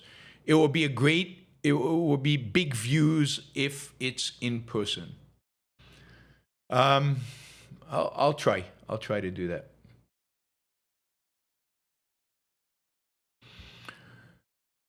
Andrew, a mistake can result from evasion, but is not proof of such. A reason honest mistake can happen is that every choice is based on analysis of unique context relevant to that choice. Free will does not operate on autopilot. Well, reason doesn't operate on autopilot, and reason is also not omniscient. That is, you can be wrong. You can be wrong on the data. You can be wrong on the integration. You can be wrong on the analysis. You can be wrong on the context, what's relevant and what's not. You can be wrong on a lot of things. Life is complex. It's difficult to not get things wrong. So people can be mistaken and are mistaken all the time. Clark, what do you make of the argument the ICE officer didn't have time or distance to observe the direction of her wheels?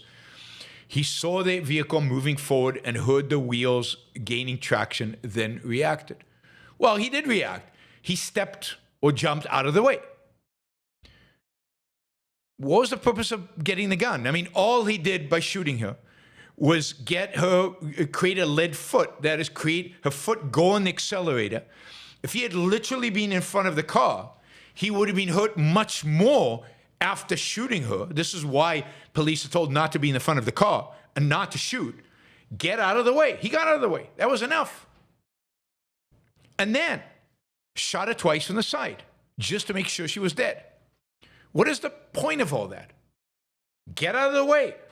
And then chase her down or go to her dress, arrest her, and put her in trial for trying to kill you. And then you can show the video evidence to suggest. But notice that when you see the footage from either his phone or from a webcam he had on him, where he is, which is directly in front of her, right? He's standing in front. We can see her turning the wheel. Well, he's filming her turning the wheel. Okay, so, I mean, I agree, he panicked. But why is the response to a panic pull out a gun and shoot somebody to death? You got to be trained about these things. And he's not untrained. This guy's been around. Once he got out of the way, he's out of the way.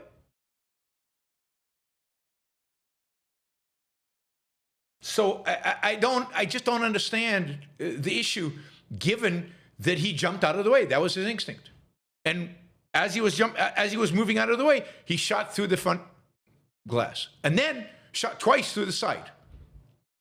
I mean, if he'd taken one shot, okay. I think that would still be unbelievable that he took a shot for that reason. But the next two shots indicate just a viciousness and a commitment to kill this woman. And this guy should be off the streets and in behind bars.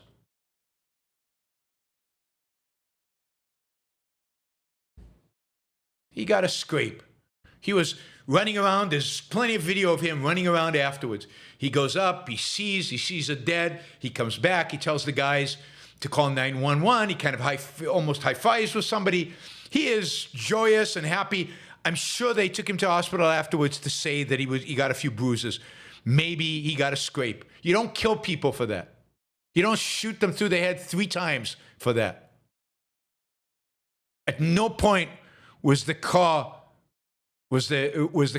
a deadly assault on him. Yep, maybe he got scraped. Maybe. I'm not even sure of that.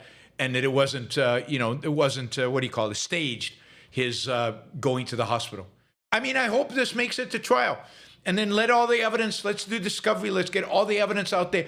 Let's get every single video, let's get expert witnesses. Let's analyze this. By the way, in trial, the presumption is that he's innocent, because cop shootings are really very rare that you find a cop guilty. Let's take it to trial and see what happens. But, I have eyes. I can see the videos. I see exactly what's going on. And if you choose not to use your eyes, that's your problem. And then, swearing at her after just killing her. I mean, no, this guy is a thug who should not be on the street, should never have a weapon anywhere near him, and given what he just did, should be behind bars. Thomas. Nick Catogio wrote, quote, "The hard truth is that apart from its negligible libertarian faction, the right has always had a blind spot about police brutality." Your opinion? I mean, I think there's something to that, but I think it's being a small faction on the right, and I think it's I think there are limits. There are limits, and this, where the evidence, in my view, is so clear and cut. Again, particularly given the second and third shot, that portion on the right has grown dramatically, and it now dominates, and it now overwhelms, and it's now willing to tolerate a lot more than it was willing to tolerate 30 years ago. Liam, Matt Walsh and the pro-ICE crowd go out of their way to mention the woman killed was a lesbian. Yeah, I noticed that. I read that quote from him. They are signaling to their bigoted audience that this person is not like that. You don't have to care about them. This type of dehumanizing tactic is not new. It's just expanding to include more people. These tools can be used on anyone who stands up for the power to refuse to stay in line. Absolutely. The way authoritarianism works, the way fascism works, the way authoritarian works, the way Trump has worked from day one, is, blame all your problems on the other. And the other can be lots of different people. It's primarily immigrants and Chinese, foreigners. But it's also elites. And it can be LGBTQ easily. The other is the enemy. The other is destroying America. The other must be deported. The other must be reined in. The other is your enemy. So, if you can paint her in terms of the other, then people stop sympathizing. And of course, the Jew is another one of those others that both left and right use. But the right is very, very good at defining all these others that you must hate, you must despise.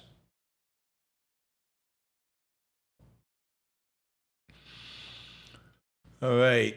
All right. Let's see. Thank you, Liam. Absolutely right. Good observation. My 56 username, very interested in the monthly OPA.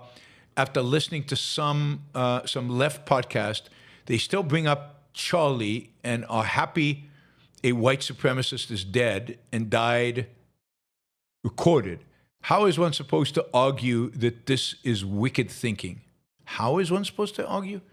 I mean, the idea that somebody celebrates the death of another human being, a human being that is not engaged in violence against you, but just is engaged in speech, is just an evil idea. And to celebrate it, it's not even to acknowledge it, but to celebrate it is just, it is wicked. It's exactly wicked, and it is because, it basically makes anybody who disagrees with you lose their rights. And that is the opposite of liberty, the opposite of freedom, the opposite of what this country stands for. It is inherently totalitarian. It's inherently oppressive. It's inherently anti-human life. Brian says, thanks for expressing the outrage about ICE that I feel.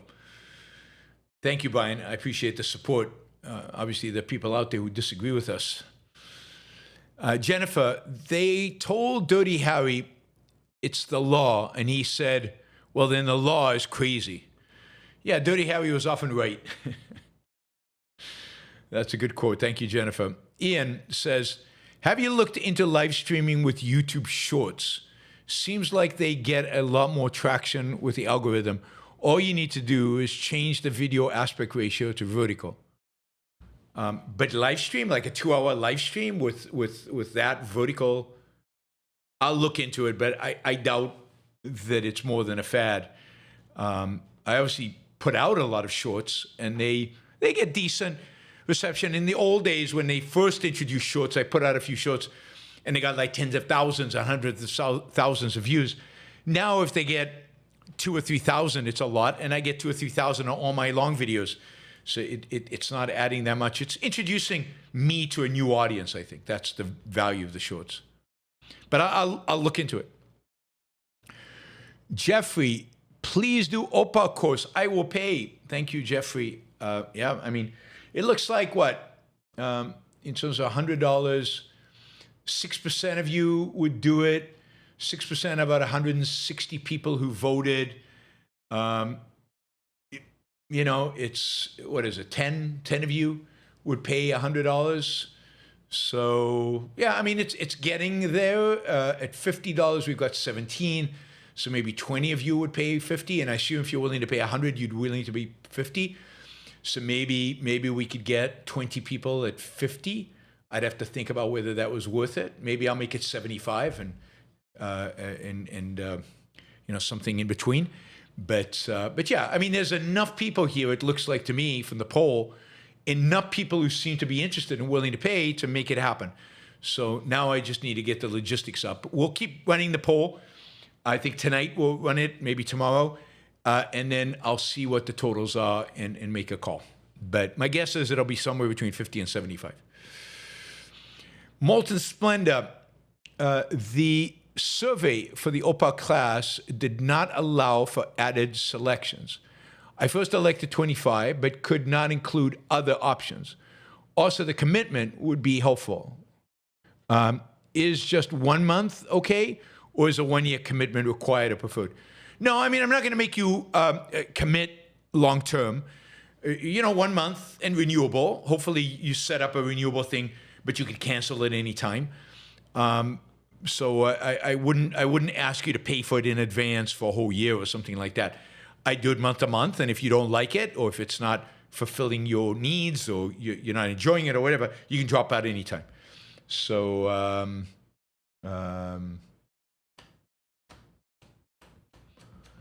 yeah, I mean, we can also, like, if you give $2.50 on Patreon, or if you give $2.50 above on one of the platforms, like Patreon or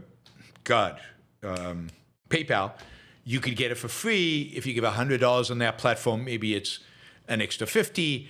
If you give 50, it's an extra 20. I don't know, 25. We can figure out a way. Or 20, it's opposite, 25 for the 100 and 50 for the 50. We can figure out a way to take into account what you already give. So I'll work on that. But but yeah, I'm not going to ask for a full year commitment. Apollo, Javid Shah. Yeah, I mean, he seems like a good guy. We'll see. I hope he really is, and I hope he's authentic in his wish for a republic, not a monarchy. All right, Neo. One second, let me just do something. Neo, what does Neo say? What kind of attack would you expect if Israel and U.S. attacked? They can't be dropping bombs in the crowds. They would be attacking primarily military bases. Islamic Republican Guard, Revolutionary Guard, Islamic Revolutionary Guard bases across the country. They probably attack, first wave of attacks would probably be on their ballistic missile facilities to reduce their ability to retaliate, although they'll still be able to retaliate. Second wave will be against the Islamic Revolutionary Guard bases all across. They won't be hitting the cities, except for maybe like a building of the intelligence of the Islamic Republican Guard, or a particular military facility where they can be very accurate in their bombing, just like Israel did. I mean, Israel bombed a lot of buildings in Tehran with very little collateral damage, very little. And I think you'll see a lot more of that. But a lot of it will be outside of the cities.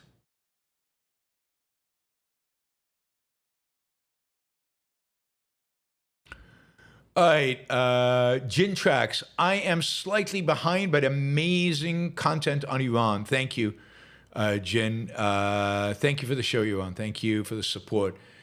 Michael, is Trump issuing decrees like a panicked Roman dictator? No, not really. I mean, I don't get a sense of panicked at all. I just get a sense of, why not issue decrees? Nobody's challenging them. The more he issues, the less attention they get, the easier they fall between the cracks. They can't all be sued because the courts would be overwhelmed if everything he does went to court. Why not? Why not? You know, if you, I think you heard my Selfishness Without a Self from yesterday. The whole point is, I desire, I want, I feel, I whim. Why not do everything? Nothing is there to stop me. There are no rules. There are no standards. There are no principles. I just do it. I don't think he's panicked at all. Pete Gupta. Once ICE agents now refer to Minnesota killing to threaten their watchers to back off. I saw that. Other ICE agents. ICE agents will come up to people filming them and say, haven't you learned your lesson? Didn't you see what happened? Haven't you learned a lesson? Like, yeah, I should be now petrified of being shot by an ICE agent. That's what I should be. By the way, not everybody who's on right now has answered the poll. Please participate in the poll. Even if you're not interested, put in not interested. That's fine. But participate in the poll. It'll just, the more people participate, the more meaningful the results become. So even not interested is a valuable response. So we've got 180 plus people online now. There probably been 400 or 500 people gone through the show. Don't leave before you like the show. If you're not a subscriber, subscribe to the show. and participate in the poll. That's all I ask. I mean, sending a sticker would be good as well. And somebody did, and I didn't thank them. Who was it? Well, Ollie did one, and John did one. Thank you, guys. All right. Michael, has there been a female president? Has there not been a female president because there's still an enormous amount of sexism in our society? I think that certainly was the case. I think today the primary reason is we just haven't had a qualified candidate. I mean, I think Hillary came very close.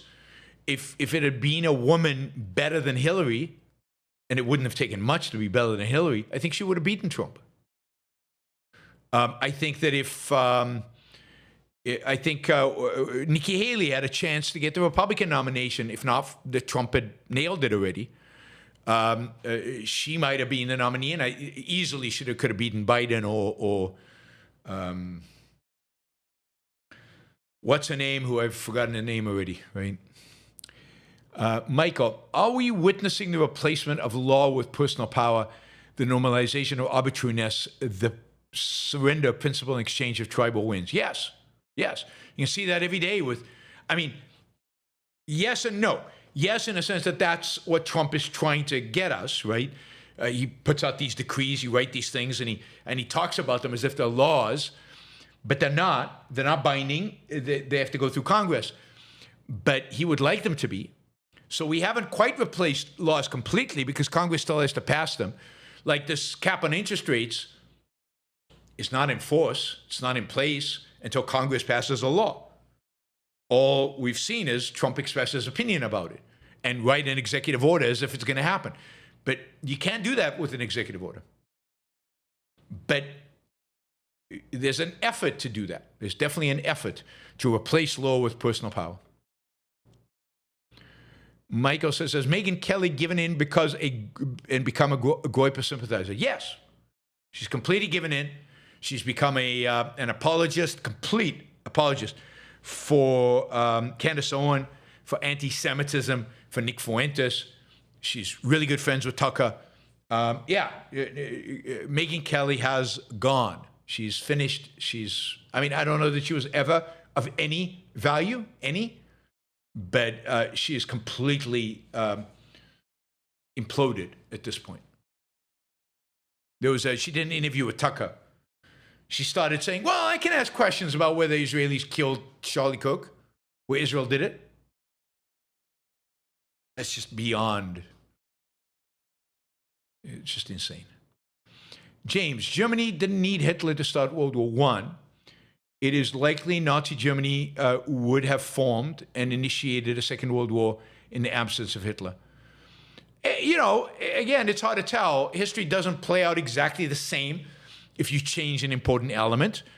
There is something to the dynamic that happened in World War I that led that a particular form World War II took and the particular resentments that the German people had that Hitler played off of. But the fundamental philosophy, the fundamental ideas which drove World War II were Kantian ideas in German society. So it would have manifested it differently, but bad outcome was coming to Germany. There's no question about that.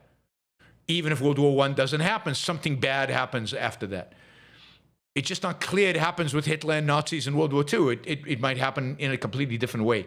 But something very bad is going to happen because the ideas are bad and the outcome has to be a negative outcome given the ideas. Fen Hopper, you should re-mention the don't be in front of cars law enforcement protocol you mentioned the other day, at least briefly. Yeah, I read from this protocol from a variety of different law enforcement agencies, including Homeland Security, that all say police should never approach a car from the front, police should never stand in front of a car, and police should never get in the way of a car fleeing, particularly if there's nobody's life in danger. It's not fleeing in order to kill people. It's just fleeing to get away. And should never shoot into moving cars. Those are just standard law enforcement procedures. You don't shoot into moving cars, and you don't stand in front of a car.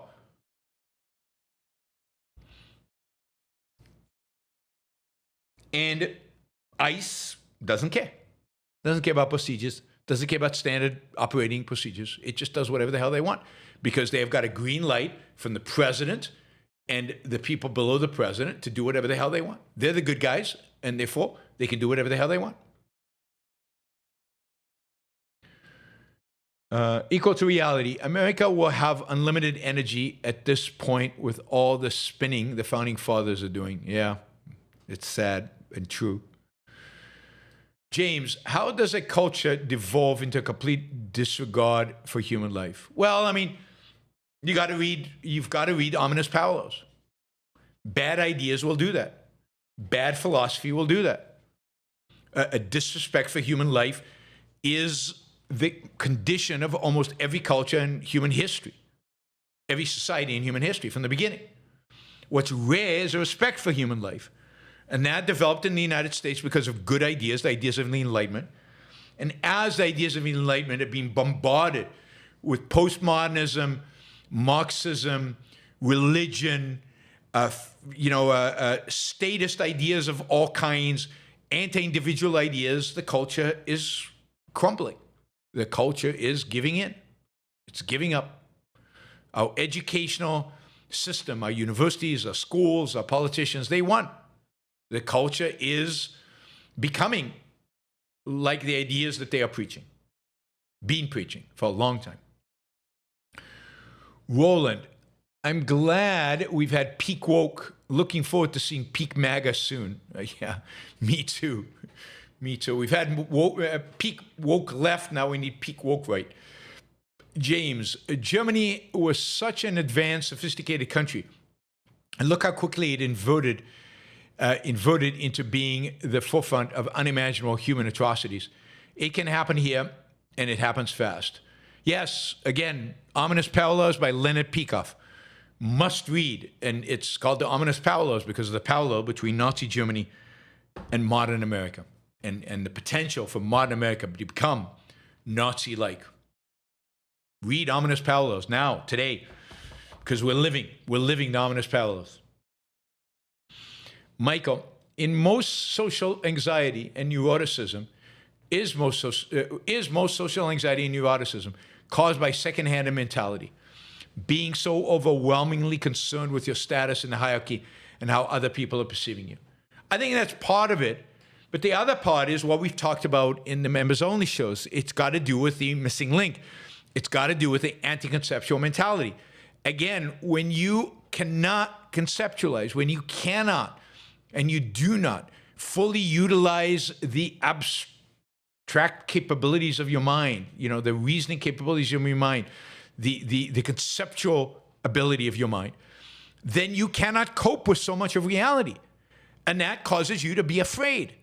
That causes you to be scared. And that leads to tribalism, and it leads to second-handedness, and it leads to anxiety, and it leads to neuroticism. They're all features of the anti-conceptual mentality. Michael, do narcissists like Trump have an end goal, or does every pursuit never fill an unfulfilled void? Yeah, there's no end goal. It's a void. It's emotion. It's the emotion of the moment, but immediately new anxiety comes about. The hole is never filled. The hole is never filled. Molten Splendor says, to clarify, $25 a month would be great. $100 a month would be a stretch, but asking my max investment is likely what you really want to know. So ask for the maximum dollars. Good point. I thought of that just before the poll started, but didn't get a chance to change it. But asking for max dollars is right. Thank you. Not Your Average Algorithm, Part 1. The sense I get from speaking with conservatives is they care more about hierarchy than individual ambition.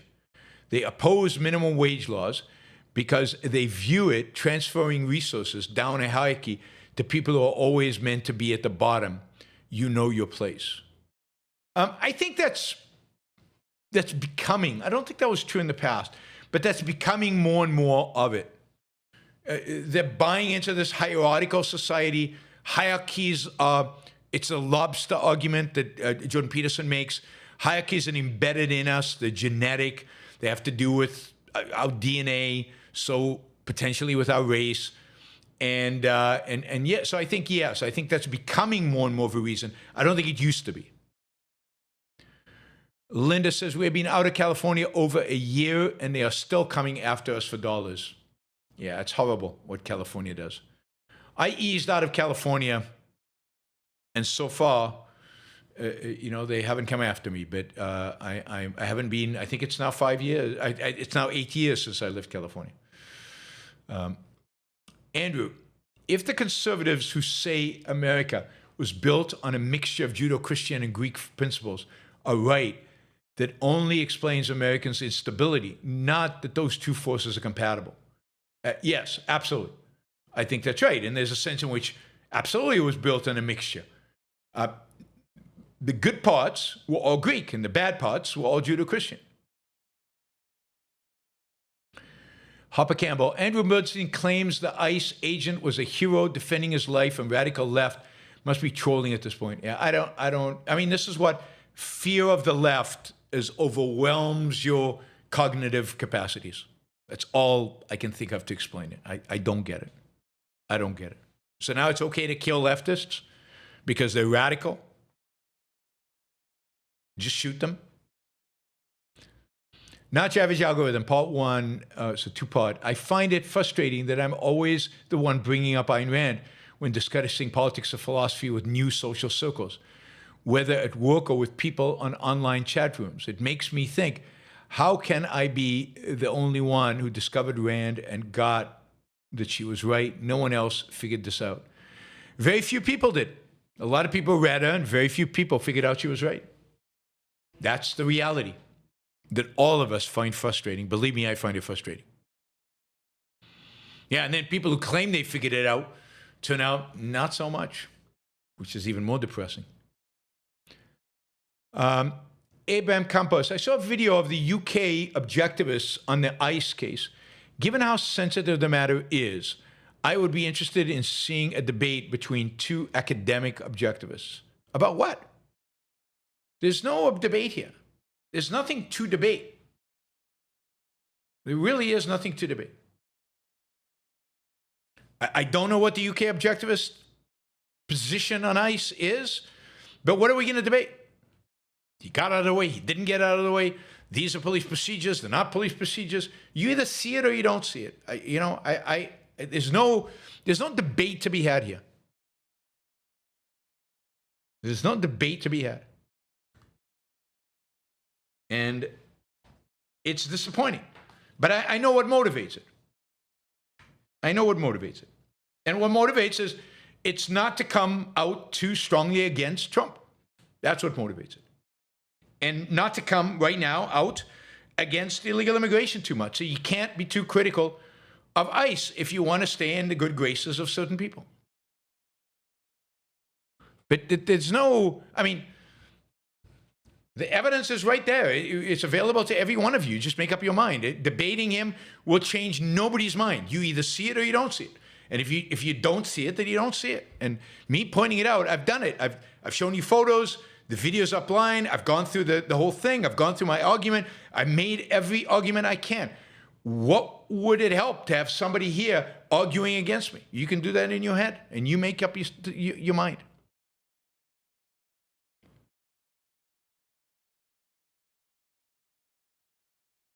I don't know what the motive is. I don't know what the motive is.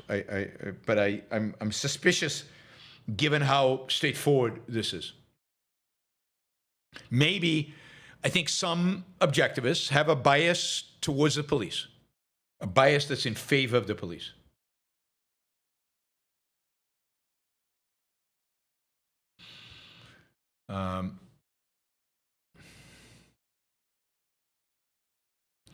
So I think there's definitely a bias towards the police. All right, Joe, with the state of politics and culture in the U.S. so bad, what are we supposed to do? What is the path forward? Does anyone actually have a real plan? Well, there is no, the plan is to talk. That's all you have. There is no beyond that. There is no plan. We're not big enough of a movement to make a real difference in politics.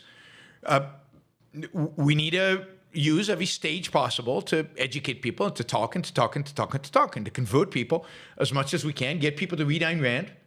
But I'm not sure what a plan looks like. This is the plan. What I'm doing is the plan, but a lot more of it with lots of people.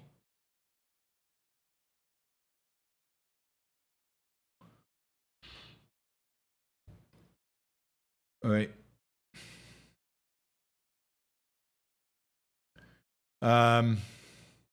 But the only way to change the state of the culture is with better ideas.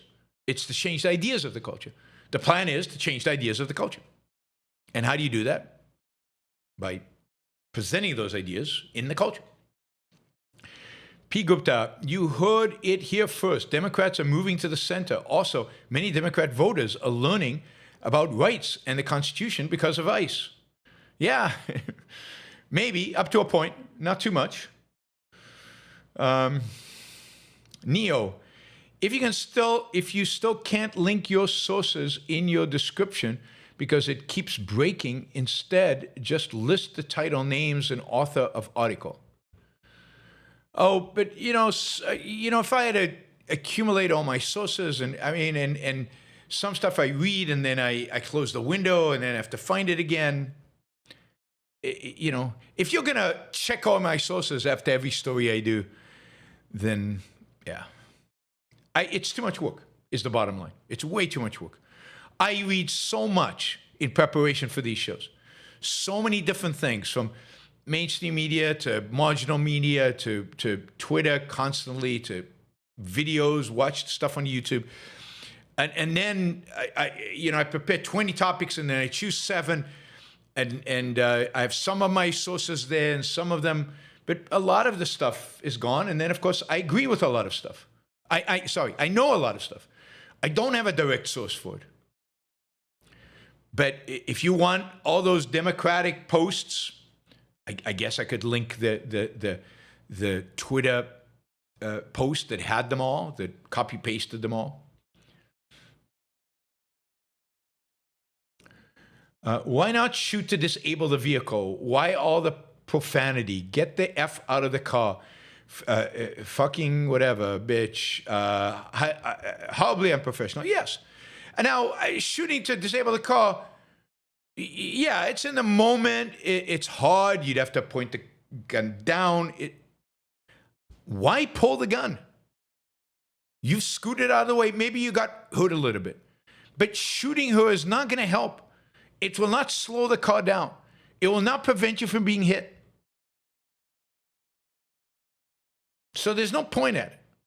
Now, if you've got a car coming at you from a distance and it's zooming towards you and you're shooting the driver, hoping that, because you shot the driver, he will swerve in a direction and miss you, great. But here, shooting the driver is not going to prevent anything from happening. It might make it worse because, again, that lead foot goes back on the accelerator and the car will accelerate into you. Not the opposite. Nothing good. Given the position where he stood and where she was, nothing good can come from shooting the driver. Nothing. There's nothing to be gained from it.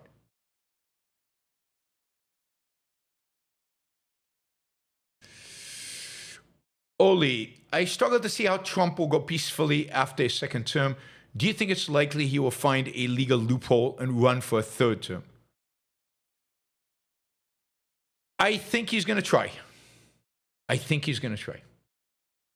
The only way he doesn't is if he's convinced that whoever is going to get the nomination is his heir apparent and he can somehow get credit for it or something like that. But he's going to try to do something. Stephen says, speaking of parallels, are there similarities today to when France was divided, royalists and Bonapartists? Thoughts on who goes novel 93? I don't know enough of royalists and Bonapartists. I really don't. I haven't read 93 in many, many years, but when I read it, it was my favorite book outside of Rand. And I think to this day, the most profound experience I had outside of Ayn Rand's novels was from Who Goes 93. I loved Les Miserables. That was another one where it was just amazing. It was just a very long, which I love. I love very long books because then you're in that universe for a very long time. But 93 was special. It was. I need to read it again. This year, 2026, I'm going to reread 93. That's my commitment. So I don't know enough about the royalists and the Bonapartists and what was going on in the dynamics to tell you in the French public, and I just don't know. But I'm going to get 93 on audiobook, and I'm going to listen to it. I should do that. All right. Thank you, guys. Really, really appreciate it. Thank you to all the super chatters. Thanks for all the questions. You guys were great.